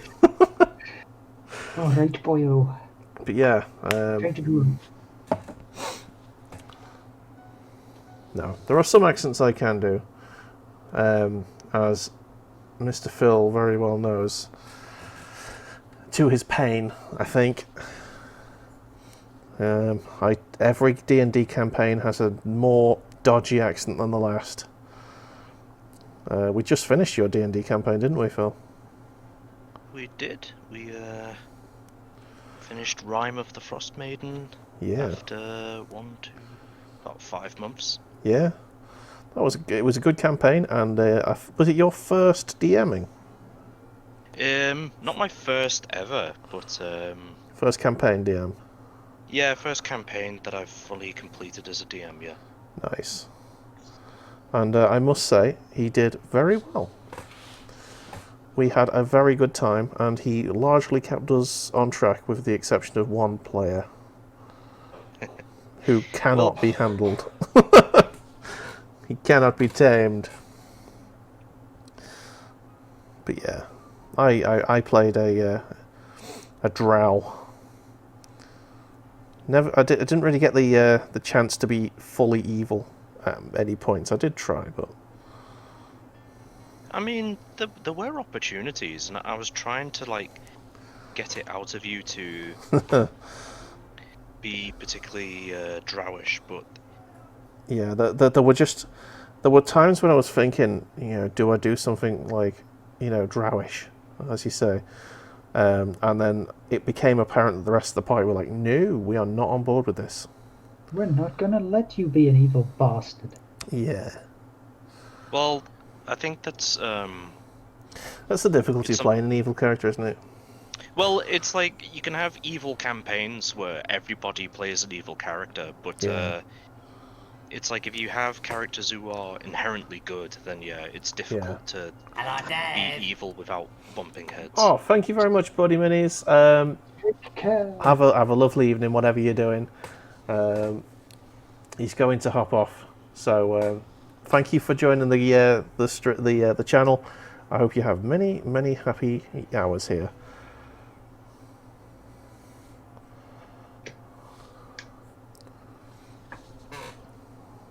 Sorry, what were you saying, Phil? Before? Something about D&D. Yeah, you can have evil campaigns, but like when you're the evil guy in a good campaign, it can be challenging. Well, Rime of the Frost Maiden isn't necessarily a good campaign. There are opportunities to be evil. It's well, it's just it's the law of the DM. You can lead a horse to water, but you can't make a horse drink. If the party doesn't do it, they don't do it. Yeah. You just gotta say, okay. I mean, I was trying. You know, it's the first time I've ever tried to play an evil character. So, like, there were certain points where I thought I did all right. Like when I was just like, the party wanted to leave someone alive, and I was like, nope, he's dead. He dead. I stab him. He's dead. No mercy. I think Hervor had a bad time there. She was a bit shocked. Well, it's stuff like that is fine. It's players who do say things like, you know, I charge in, I kick down the door, you know, what ends up happening is they sort of take control of the campaign. Dominate the session. Yeah, towards exactly. the end of the campaign, there was like one character got killed off, and the character that replaced them was that kind of character, really. And you see, it just became impossible to sneak anywhere because there's like the character goes and boots the door in, even if you tell him not to, he just does it. So that became a bit annoying, but other than that, I absolutely enjoyed the hell out of that campaign. I probably won't play an evil character again, or like not a fully evil, if you know what I mean. But look, you played Fanasker, okay? The amount of times he set me on fire. He was a good character. The amount of times he set me on fire. Well, you shouldn't have got in the way. I was never in the way. It was only after any form of combat had begun that you decided, I know what I'm going to do. I'm going to point this stick that sets things on fire at him. Thank you. I mean, I was usually followed by the words, sorry, Captain. Sorry, Captain. Oh, thank you so much to For Honor Chaos Lawbringer for the follow. Thank you so much. Daddy says, a cool campaign would be playing a good party where the rest of the world is fundamentally lost in tyrannical evil. Freedom fighters, demi-human, concentration camps, the works. I think is that roughly sort of where we're going to end up in the next campaign we're going to do is the Descent to Avernus. Well, I was going to say, I think most campaigns go that way, in that you're a party of good dudes and there's usually some sort of shady shit going on in the background. Yes, an evil tyrannical force, but Descent to Avernus has a lot of opportunities for evil characters because it particularly involves hell and demons and devils and making deals and stuff like that. Plane, all that sort of nonsense. And I was thinking of playing an evil character, but it depends on what Siobhan wants to play, because I'm torn between two characters, and which one I pick basically depends on what she picks. Right, here we go. I'm probably going to go I'm going healer for sure. I'm probably going to go cleric. Probably going to be dwarven because that helps you min-max your stats a bit better. Rich says, so eventually got round to sorting out his orcs. They're knocking around 3,000 points. It's a big bunch of boys. And that's without any war gear. Yeah, I think at the minute war gear just doesn't factor anymore. Yeah. So just give them what you feel like giving them, and then the choices are there. Wait, what have you got there? Oh, dog's got a bit of plant pot. Wait, what? Deepest versus 9 Hell still a thing? It absolutely is. Yeah. They will never get rid of the Blood War. I need to get rid of these 2 sprues. They're just sort of in the way. Oh. In fact, Descent to Avernus deals particularly with the Blood War and about choosing to take part in it. I guess if you want to, but I doubt we'd do that. I don't Sounds like a think plan. well, if you're playing like a healing cleric, there's no reason they would ever do that. Not unless you want to, I don't know, to double cross the party and be like, "Ha! I'm actually evil." Haha! Surprise, bitches! Well, to be I fair, was healing you ironically. to be fair, you don't have to be a good cleric. The other character, the other race that you can choose that would give you the Constitution bonus that would help you min max is Ork or half Ork, and maybe, and that definitely you wouldn't be like choosing like a good god. You know what I mean? I was gonna say, Yeah. you had like a warcaster, sort can of a battle priest. You can absolutely be an evil cleric, but it's Yeah. like it wouldn't make sense for an evil cleric to be a healer. I Like a suppose, life cleric. Yeah, you'd probably end up having to be necromancy in that, wouldn't you? Yeah, a cleric who corrupts rather than heals. Which could be an interesting idea, actually. Yeah. But yeah, I think since I'm the AN healer, I think I'll stick with the dwarf.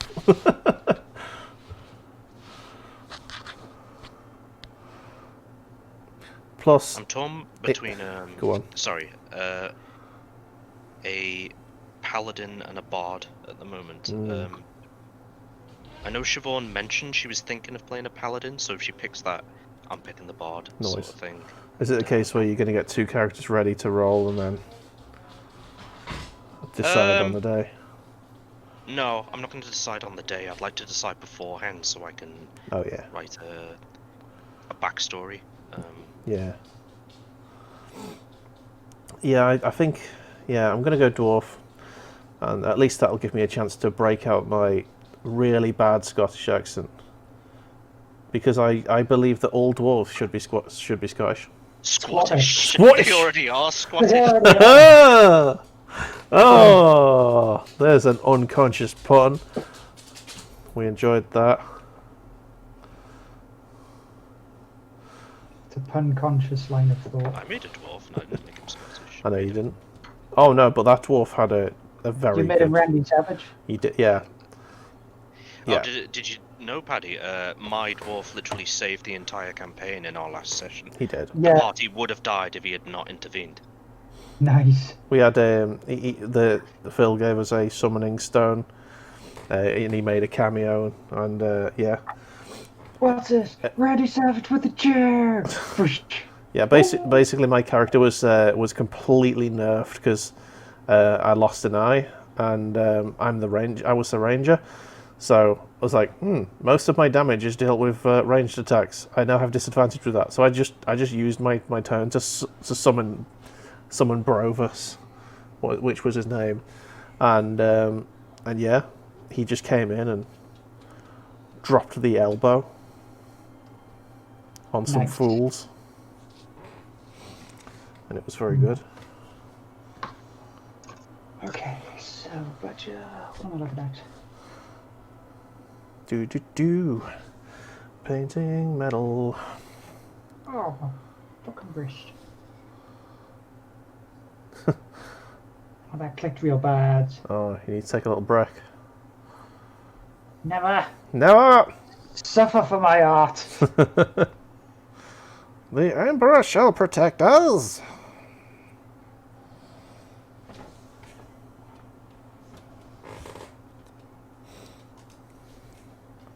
No, I'm not going to get enough paint out of this. Ah. Daddy says he'd be a cleric of Moanda. Moanda, and he like his god dead and pissed. Sounds good to me. Yeah. I'm probably going to just go like boring cleric, but apparently I need to make a backstory where he's afraid of something. So,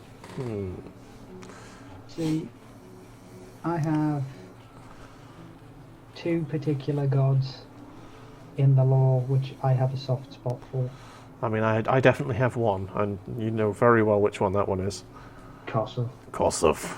Because everybody loves fire. Yes. I had a wizard that was a Kosov acolyte. But yeah, carry on. Who are your gods? The 2 gods which I do have a soft spot for are Leviator. Leviator? Yes. Is that the bondage goddess? They say it's the bondage goddess. She's a goddess of misery and pain. But everybody just plays her as a fucking sadomasochistic BDSM bint. Yeah, sounds about right to me. And the other one is Gaundahar, the elder god of oozes in the Underdark.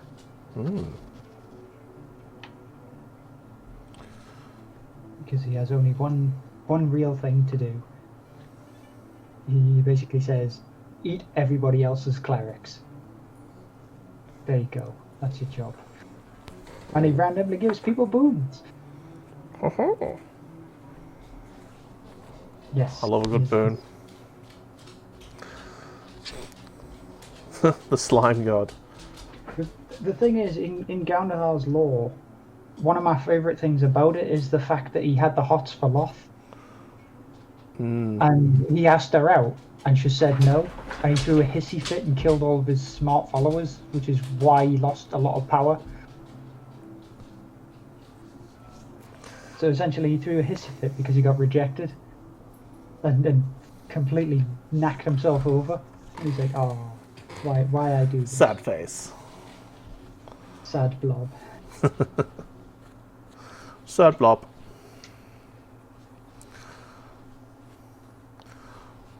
Oh man. Painty. Gotta get I need my smaller brush now, so I've got to clean that. And then get my small brush out before the paint dries. Which I've managed to do. Yay.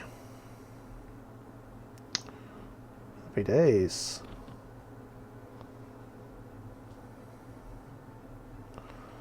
Alright then.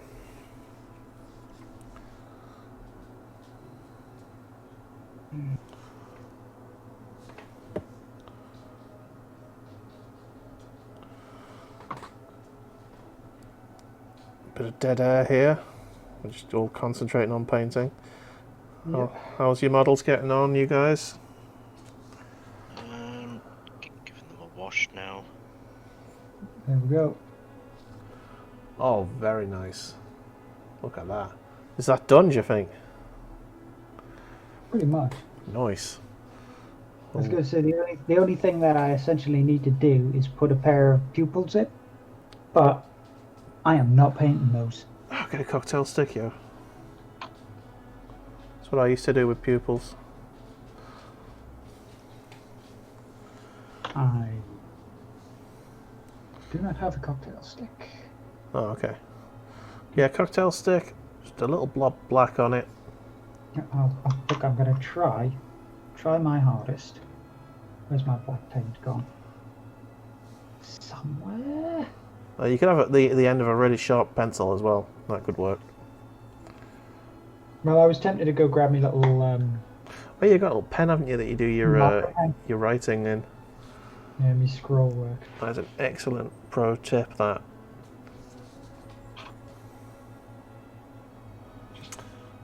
Right then. Right, let's get the guns on this one painted. My issue is I just don't want to make a bong-eyed. Stop! No! I'm trying to paint. This is a very small. Not gonna laugh, it's fine.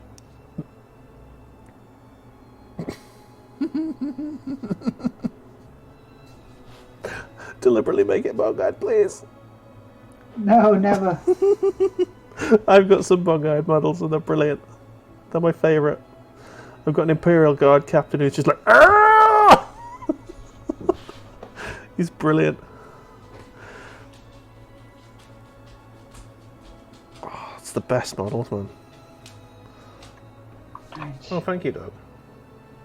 A husky has just brought me a rope that he is holding in his cone. He's now embraced the cone and uses it to hold things.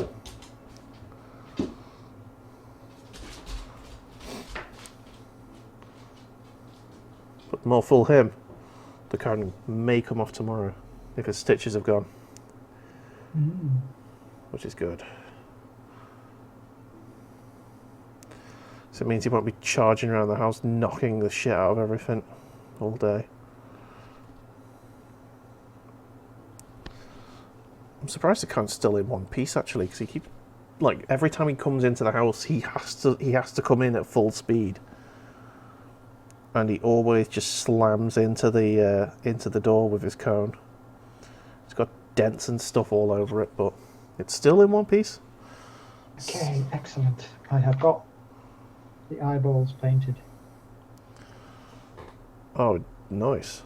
I am pleased. I'm glad I bought this fresh brush actually, because that's essentially what I'm using. Nice. Super fine. That's like Super fine. super fine. Yeah. I'm painting quite low at the minute, which means the camera's like not picking up what I'm doing. You guys don't mind, do you? You're gaining more and more little dudes on your screen, so Yeah, this little army of drones that I'm building. just slowly building up. Yeah. I've only got 4 more drones to build. I'm currently painting the last 2, like sort of base coating, so that I can get them table ready. And then it's all about tidying up. All about that base. Yeah. It's a remarkably relevant reference there. We're not usually that up to date, that hip, as the kids never say. Hip and trendy. Yeah. As the kids haven't said since the 80s, 90s. The first time that it was ever spoken. Yeah, and then the And kids it were was like, never spoken anymore. and the kids were like, that's not the way we say things. A TV executive thought they said that sort of thing in the 90s, and it was as irrelevant then as it is now. Okay. I'm definitely gonna need another blob of gold before this model, this set of models can be finished.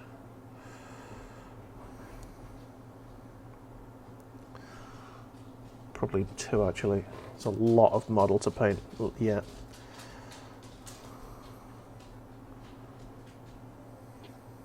We'll get there. We will.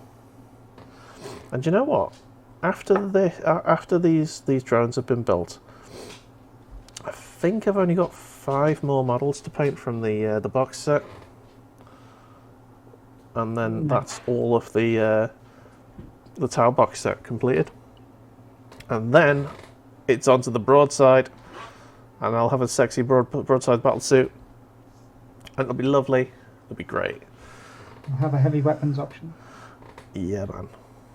I've only got the one broadside battle suit. Sorry, I just heard the dog chewing on something behind me. Just making sure it's not something I want.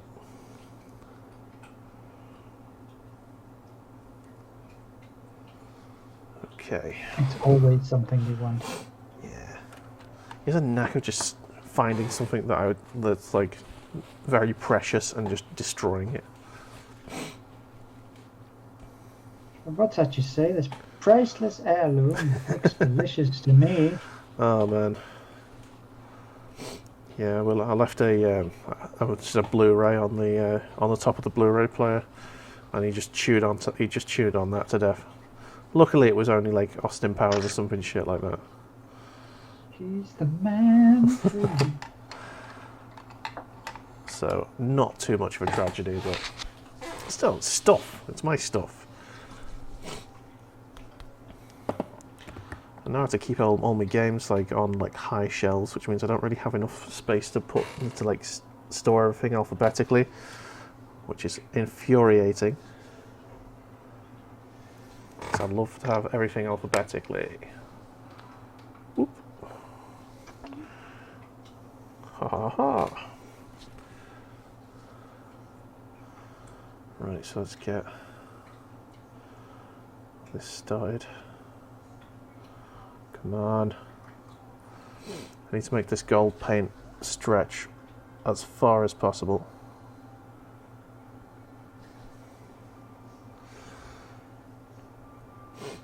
Right.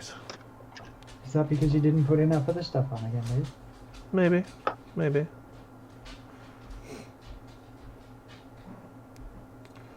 I need to figure out what models to get next, and I don't know what I'm going to get. And I think I need a different army, because these paint streams, especially when it was just you and me budget, it's become very very Tau and Imperial Guard focused. For Tau and Pete's like Space Marine focused. Yeah. Mostly. Like you had Space Marines and Sisters of Battle. I need something different. I don't know what to get. You could always get some boys, Dave. I don't know, man. Orcs are fun and all, but I mean, Phil's got that covered. What else even is there? There's Chaos. There's Chaos. There's the Skitari. What's the Skitari? The Adeptus Mechanicus. Oh right, yeah, the that new army that's I say new. It's been like 2 or 3 Newer. years now, isn't it? Yeah. Then you've got things like the Sisters of Silence and the Custodies. The Custodies. The Custard Creams. Yes.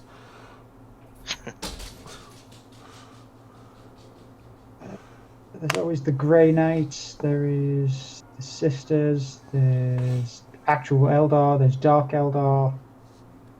You could fall to the dirty Tyranid side, Dave. Ugh. I don't know. Tyranids, Necrons, and Eldar are just never interested me at all.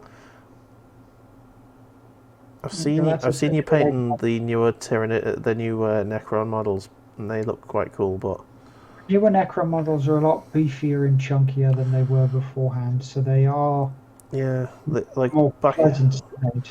back when I used to like play against Necrons, they were just really knock-off Terminators, basically.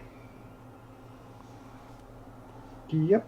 And the Tyranids were just knock-off Alien from Alien films. I was going to say it's more Starship Troopers than the Tyranids. Do you think? Oh yeah, absolutely. Okay. Giant Pretty sure fields that's what they're based on. Probably. Giant fields of angry bugs. Do you know what? I don't know if I've actually seen Starship Troopers. My God. People keep saying, it's a very good film, but No, it's not. like, okay, it's They lie. it's probably one of those so bad it's good films, I guess. People probably say they've watched it because it's a cult film, and yes, I would agree with that. But Starship Troopers is not good by any stretch. Okay. It's amazing, but it's not good. Okay. I don't know what it is. I just think in the last 10 years I've just found films really hard to watch. Like, I find it deeply difficult to get through a film, if you know what I mean. And the idea that I have to sit down and watch something for like 3 hours in a row, I don't know why, but I can sit and watch a series. I can watch Fargo for like 6 hours in one sitting, but for some reason when it comes to a film, I find it too... It's easier to break up a TV series than it is to break up a movie. Because if you pause the movie, then essentially you stop everything. And Yeah, usually when you're watching films, you're watching them with somebody, so you can't necessarily stop it. Yeah, like I went for a run like a couple of years ago just because I was getting hassle off one of my mates to watch the the Marvel Universe films. I think she wanted me to go to the cinema with her to watch like the latest one. I was like, oh, I haven't seen like, I think I was like 6 or 7 movies behind at the time. I'm still like, I watched like about 5 or 6 of them in like the space of a week, and then I just stopped. And I think the last one I've watched is Ant-Man. Oh, Black Panther. I watched that one. That was the last one I watched. And it was good. I liked the film. I like the films. It's just Getting the motivation to watch them.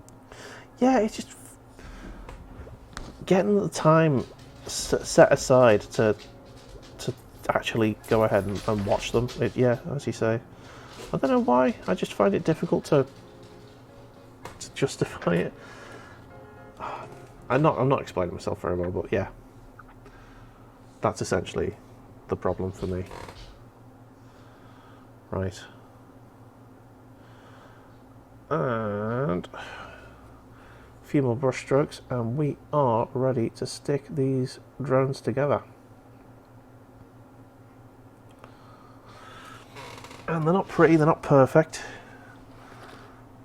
but they don't need to be. Haha. Right. We'll take a while this paint dries. I'm going to take a little quick check, see if anyone's tweeted at us.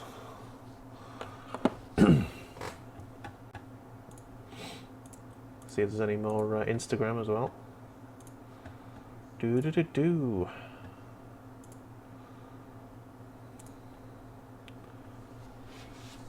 Oh, that army collection is madness. That's what it is. Yeah, that army was ridiculously good. Okay, can't see anything on the old Twitter.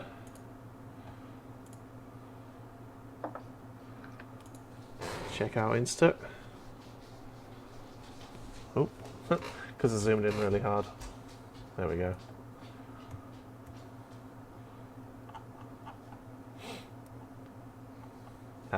It's all quiet on the social front, everybody.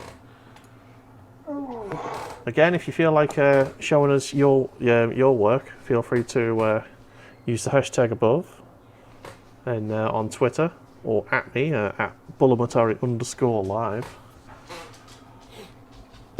and we will demonstrate your glory live on screen.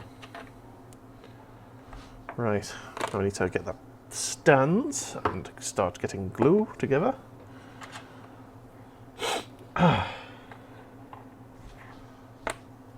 Okay, I have 4 sticks and 3 bases. Oh, there's the other base. Cool. It's good to know I've got the right amount of bases. A little bit of plastic. A little bit of plastic. Why do they keep a little tiny piece of plastic on the on these little things? Like, what possible reason is this here? Well, it's Well, just a little knob. the likelihood is it's just the mold line, and then they just press it out and put it straight into the boxes Yeah. rather than actually trimming them down. Too lazy to trim it off, I suppose. Oh dear. I mean, they're certainly not cutting costs with the price of the models. Nope. I doubt they will for a long time. It's ridiculous. The cost of a Warhammer model these days. Like back when I used to collect Space Marines, I'm pretty sure it was like just a standard squad of Space Marines was like 12 quid, I think it was. Yep. Standard box sets of like the 10 men units. was about 12 to 15 quid, depending on what you Yeah. bought. And how much are they now? Like 30 odd quid or something? About like £28 per 10-man set. It's too much. Too much, man. I mean, I get inflation and that, but just a standard squad. Keep it to as close to a tenner as you can. 15, even, you know, even 20. You know, 20 would account for the inflation over that period of time.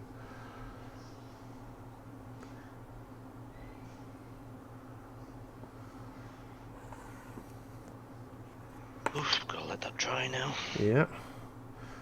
I'm just sticking the sticks on the bases. Not sure if you can. Oh yeah, you can see. Haha, it is there. Yeah. Oh, there's your sticks there. Oh shit, gotta wash the base. Yeah. Yeah, Phil, do you want to show the camera what you've? My camera, if you can make it out, this is an Ork knob. Yeah, let's get Phil cam. Oh wow, that is a cheap camera. Wow. What you expecting? Well, no, true. I was going to say, if you send something to WhatsApp. Yeah, if you send something to WhatsApp, we can do the WhatsApp thing. That's what we used to do. Probably actually be better if I pull it away a bit. Yeah, probably. No. No. Oh well. What's Badger doing? Oh, he's doing the base. I'm just going through as much as I can before they were, because I know I'm not going to finish any more of these ones. Yeah. There's just too much fiddly bits before. No. My drone factory is going well. Discord's not so bad actually. It's the stream that my camera is. Yeah. Yeah. If you send it into the WhatsApp, we do have a WhatsApp screen as well. Right.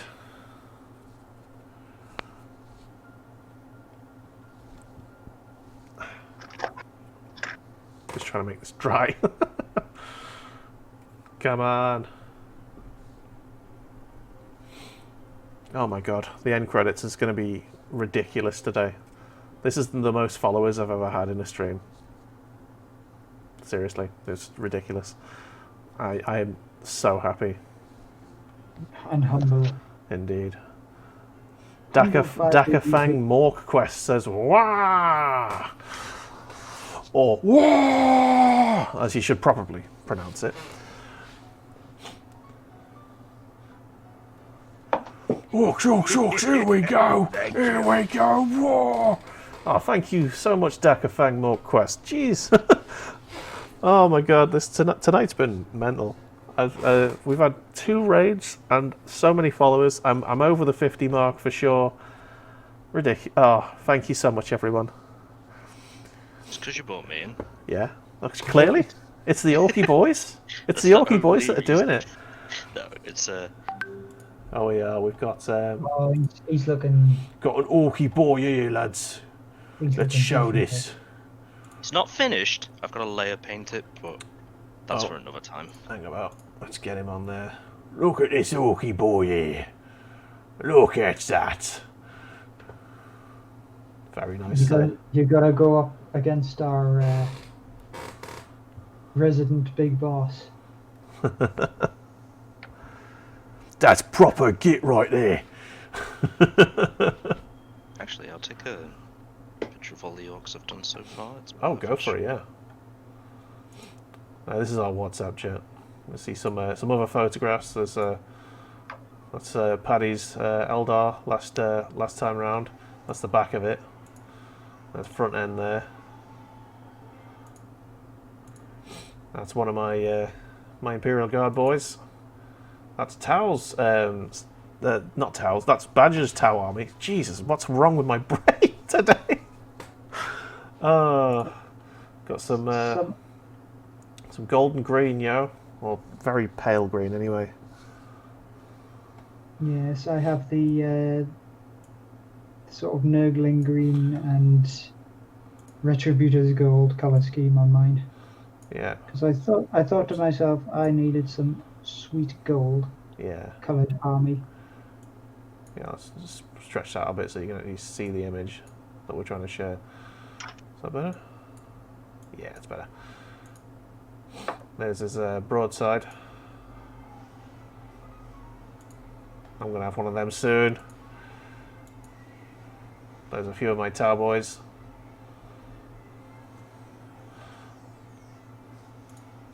Yeah. Once we'll go back to this screen. That's loot that. Oh man. Oh, there we go. Got the photo of da boys. All of the boys. Yeah. Right, let's go back to the screen. Da da da da da.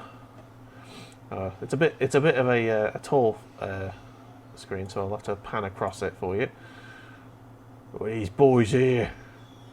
My speed freaks. Speed freaks. Oh, look at the little grinder in there on the front of that car. That's a cool car. Look at these boys.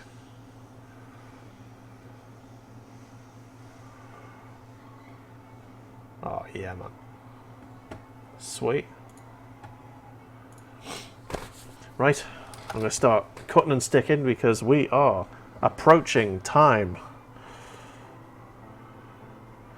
For anyone who's just joined us and wants to see more of this sort of thing, we do this every single week.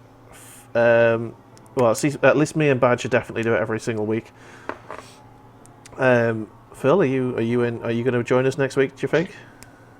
I could possibly, yeah. Yeah, we haven't scared you off. Well, me and Badger will definitely be here. Machin may rejoin us at some point. We might be a 4-man again. But yeah, every single Monday at 6:30, we paint some Warhammer. It's been a bit of a weird one for me because all I've been doing is constructing drones and a turret. Building all your little robot boys. If you want to show us your orcs, Dakafang, feel free to tweet at us, include the hashtag BullsPaintClub, and we'll get it shared right quick for you. Links don't work in the chat, I'm afraid. Yes, sorry. If you whisper it at me, I can bring it up, sorry.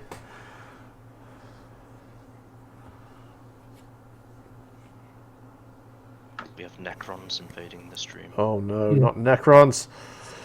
Pesky Necrons coming telling us we can buy our way to fame and fortune.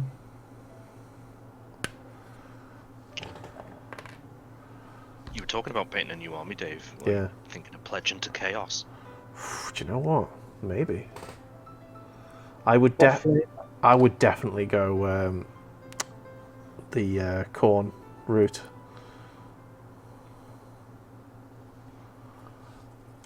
Cornflakes. Ow. Just stabbed myself with the sprue. Just coming over to Twitch, see if I've got... Yep, there you go. Dakafang has sent it to me. Oh, it's on Facebook, this one. I'm going to switch over to... yeah, I'll put it full screen so I'm not looking at your profile. Don't want to dox you, mate. Don't want to dox you. There we go, lads. Look at that shit. Whoa. Well, when it decides to load up on my phone. Ooh. That is one hell of an army, that.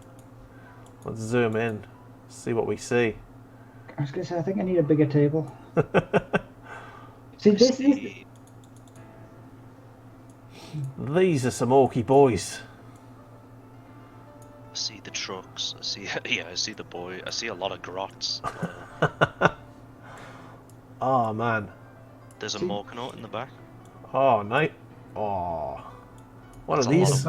What are these things down here on the bottom right?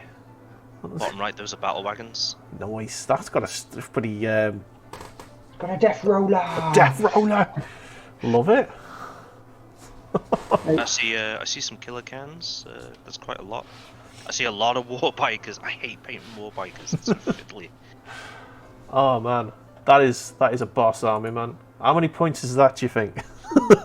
That's like fucking you're looking at kind of probably being about the same as mangoes.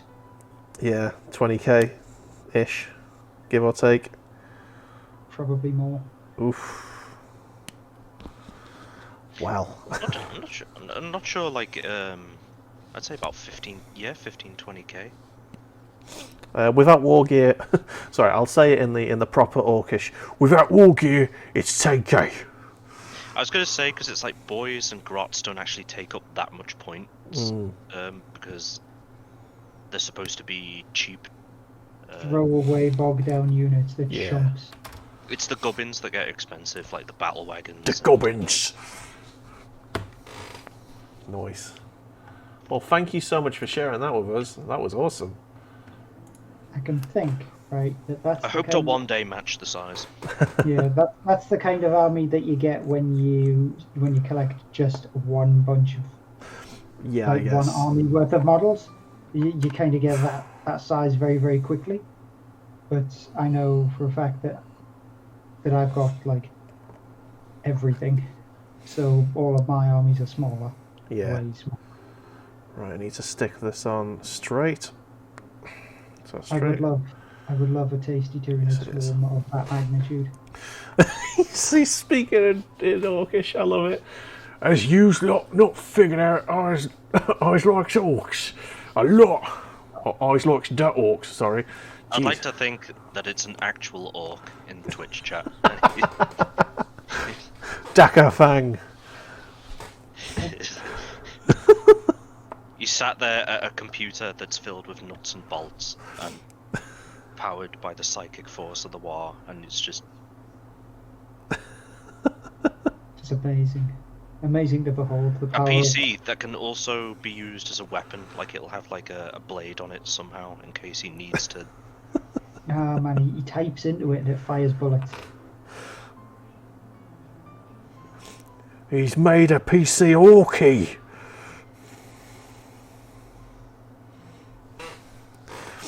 He's pretty close. Oh, he's American with lots of decker. And loves speed and explosions. Excellent. Oh We my god. appreciate every part of Should I play an Orcish cleric and do that voice exclusively in the next D&D campaign? You could be a half orc. An orc wouldn't work. They're despised by society as a Everybody. whole. Even Yeah. orcs. Fair enough. Oh no, his ear's missing.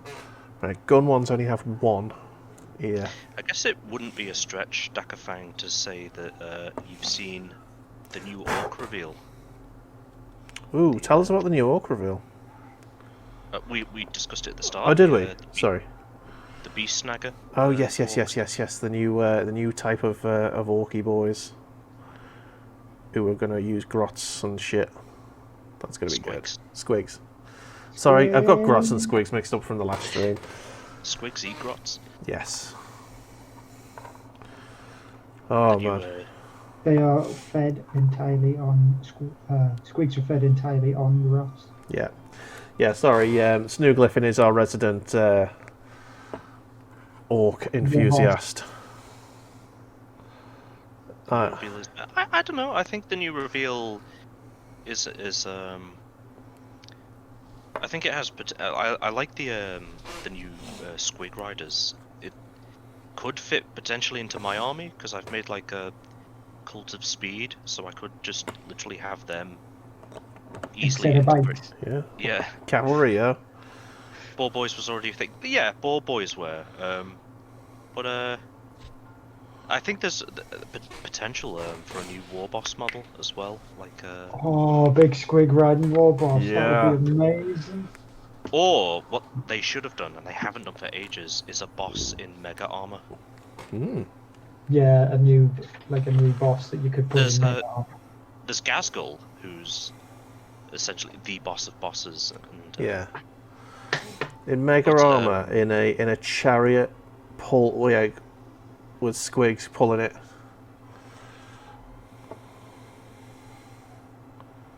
You see, that's That's almost along the same lines as Logan Grimnar on his hover chariot being pulled by wolves. However, an orc version of it isn't stupid. I think that would be fun.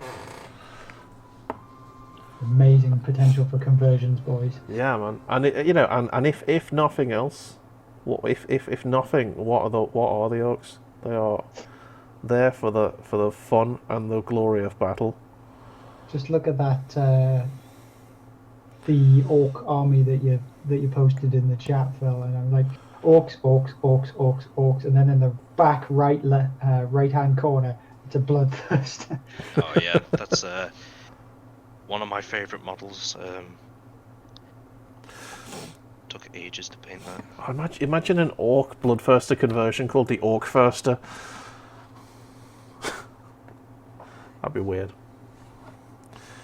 Really, really big orc. Yeah. The mega boss with Grok Gunner. The orcs is is the only faction in 40k that gets a happy ending. True. That is true. They're the only race that's actually satisfied with the current state of affairs. True that.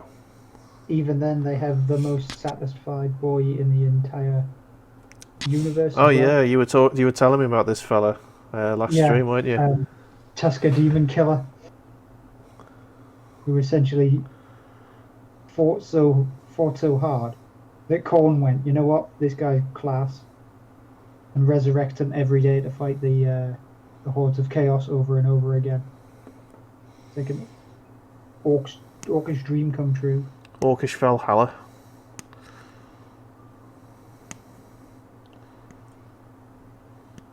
Clippy, clippy, clippy, clippy, clip, clipper. Clippity clop, clippity clop. I love more of the orc lore than I do any other. I still have to say I'm an Imperial Guard fanboy. Oh, Guilty, no. man. Guilty. I prefer the orc lore, Okay. but I do enjoy. But to be honest, you know I'm a dirty Tyranid. Yeah, no, getting a model from Siege Studios, man, I am jealous. Oh man, nice. Custom big boy. Smashing those pansy demons for all eternity. Ooh, that was nearly Did you just launch another small piece into the distance? I caught it with me crotch again. God. Do you know what? I didn't actually think I had to get all of the drones complete this stream, but it looks like we're gonna.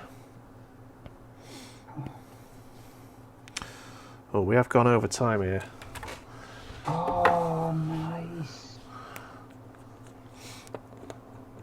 Oh man, nice. So good. Alrighty then, let's shove the shield generator on the bottom of this drone. Eep, clip. A little bit of a. You know, I talked about orc lore. You've got us trying to remember who the orc is who accidentally went back in time when he went out on his warp. Accidentally. Yeah, because obviously they went into the warp and they didn't expect to go back in time. But he came out of the warp next to his fleet before they went into the warp initially. So what he did is he found himself and killed himself so he could have a second. A second war. A second of his favorite gun. Yeah, he wanted two of his favourite gun, so he killed himself and ended his own life because by killing himself in the past, he ceased to exist in the future, and thus the war ended. Almost instantaneously, it's like, there we go, kicks his own ass, and then, well, he didn't think it through, did he? No, as orcs are not want to do. They don't need to think it through. It's always a good idea. They just need to make it okay. Oh no, just a good idea. Why would they think it? Exactly. Okay, oh my god, this is not sticking now. It is the best idea. Stick, stick, stick, stick. Please stick. There we go, thank you. There's another one. Right. Now I need to put some glue on that. Make sure it's on straight.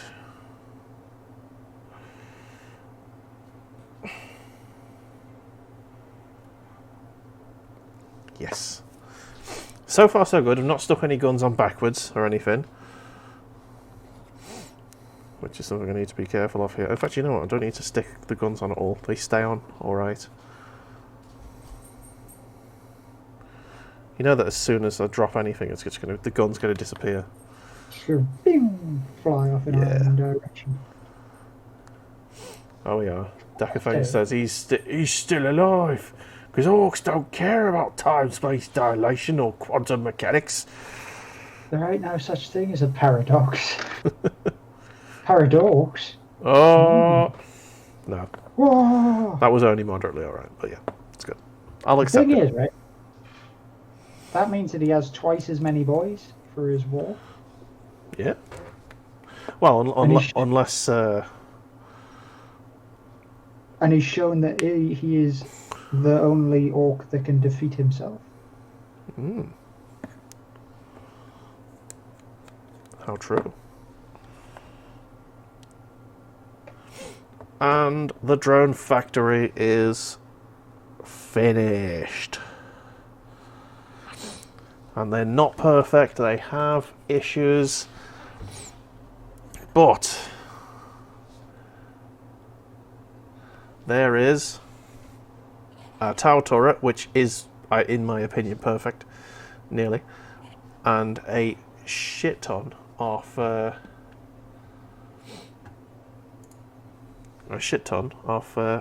drones, which are all table ready, is how I would describe them.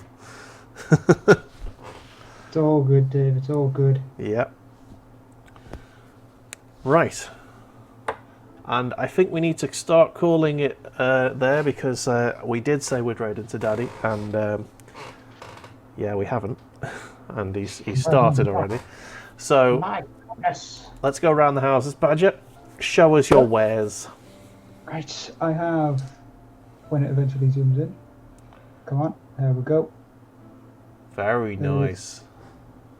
Morgarath herself and the snaky archer girl That's extremely nice.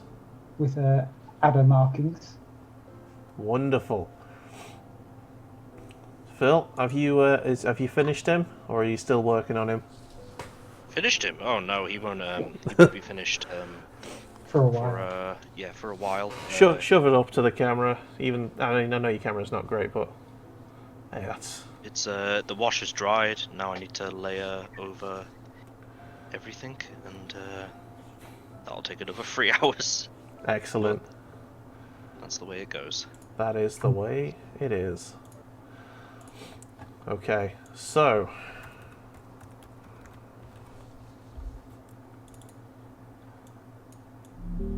Technical stuff. indeed. Right. So we are going to call it there. Thank you. Oh god, this is going to be a long list. I'll tell you what, guys. Do you want to start? Do you want to? Well, Badger, do you want to give you a shout out to your own channel? Yes, even though you have seen me here with the Dave and Mr. Phil in this 6:30 slot of the Broads Paint Club, I do my own painting streams on Thursday at 12 p.m. GMT, where I paint all manner of other models that aren't Warhammer or 40k yet. As was mentioned earlier on in the chat, I did a lot of something called Arcadia Quest. I painted Dark Souls miniatures. I'm currently painting Resident Evil 2 box set, and I have something in the wings for a bit later as well that I got given. So there's a mystical surprise. Lovely. Well, I'm Bullamatari. Hello. I am a variety streamer. We do this every Monday, 6:30 p.m. On Wednesday at 7. Myself, Warrich, and Daddy usually. Maybe others. We play multiplayer games. It's called Multiplayer Wednesday. We do that every week, and we have a good laugh. On Saturdays, I do Let's Play Saturdays, and on Sundays, I play Pro Evolution for no good reason other than it entertains me. So I'm going to read out all this long list of names now, and then we're going to raid into Daddy's stream. He's doing a D&D theme stream, Dungeons and Daddy. Right, thank you to Warrich and Mango Smasher for the raids. Thank you to Mango Smasher, the Idle Painter, Buddy Minis, Mr. Altier, Rob270779, Wargaz, Danger Mouse with a Z, For Honor Chaos Lawbringer, and Dakafang Morquest for the follows. Thank you everyone who's been here in chat, it's been brilliant. This has probably been the most successful stream I've ever had. So great stuff. Right, I'm going to start the ball rolling on the raid. Let's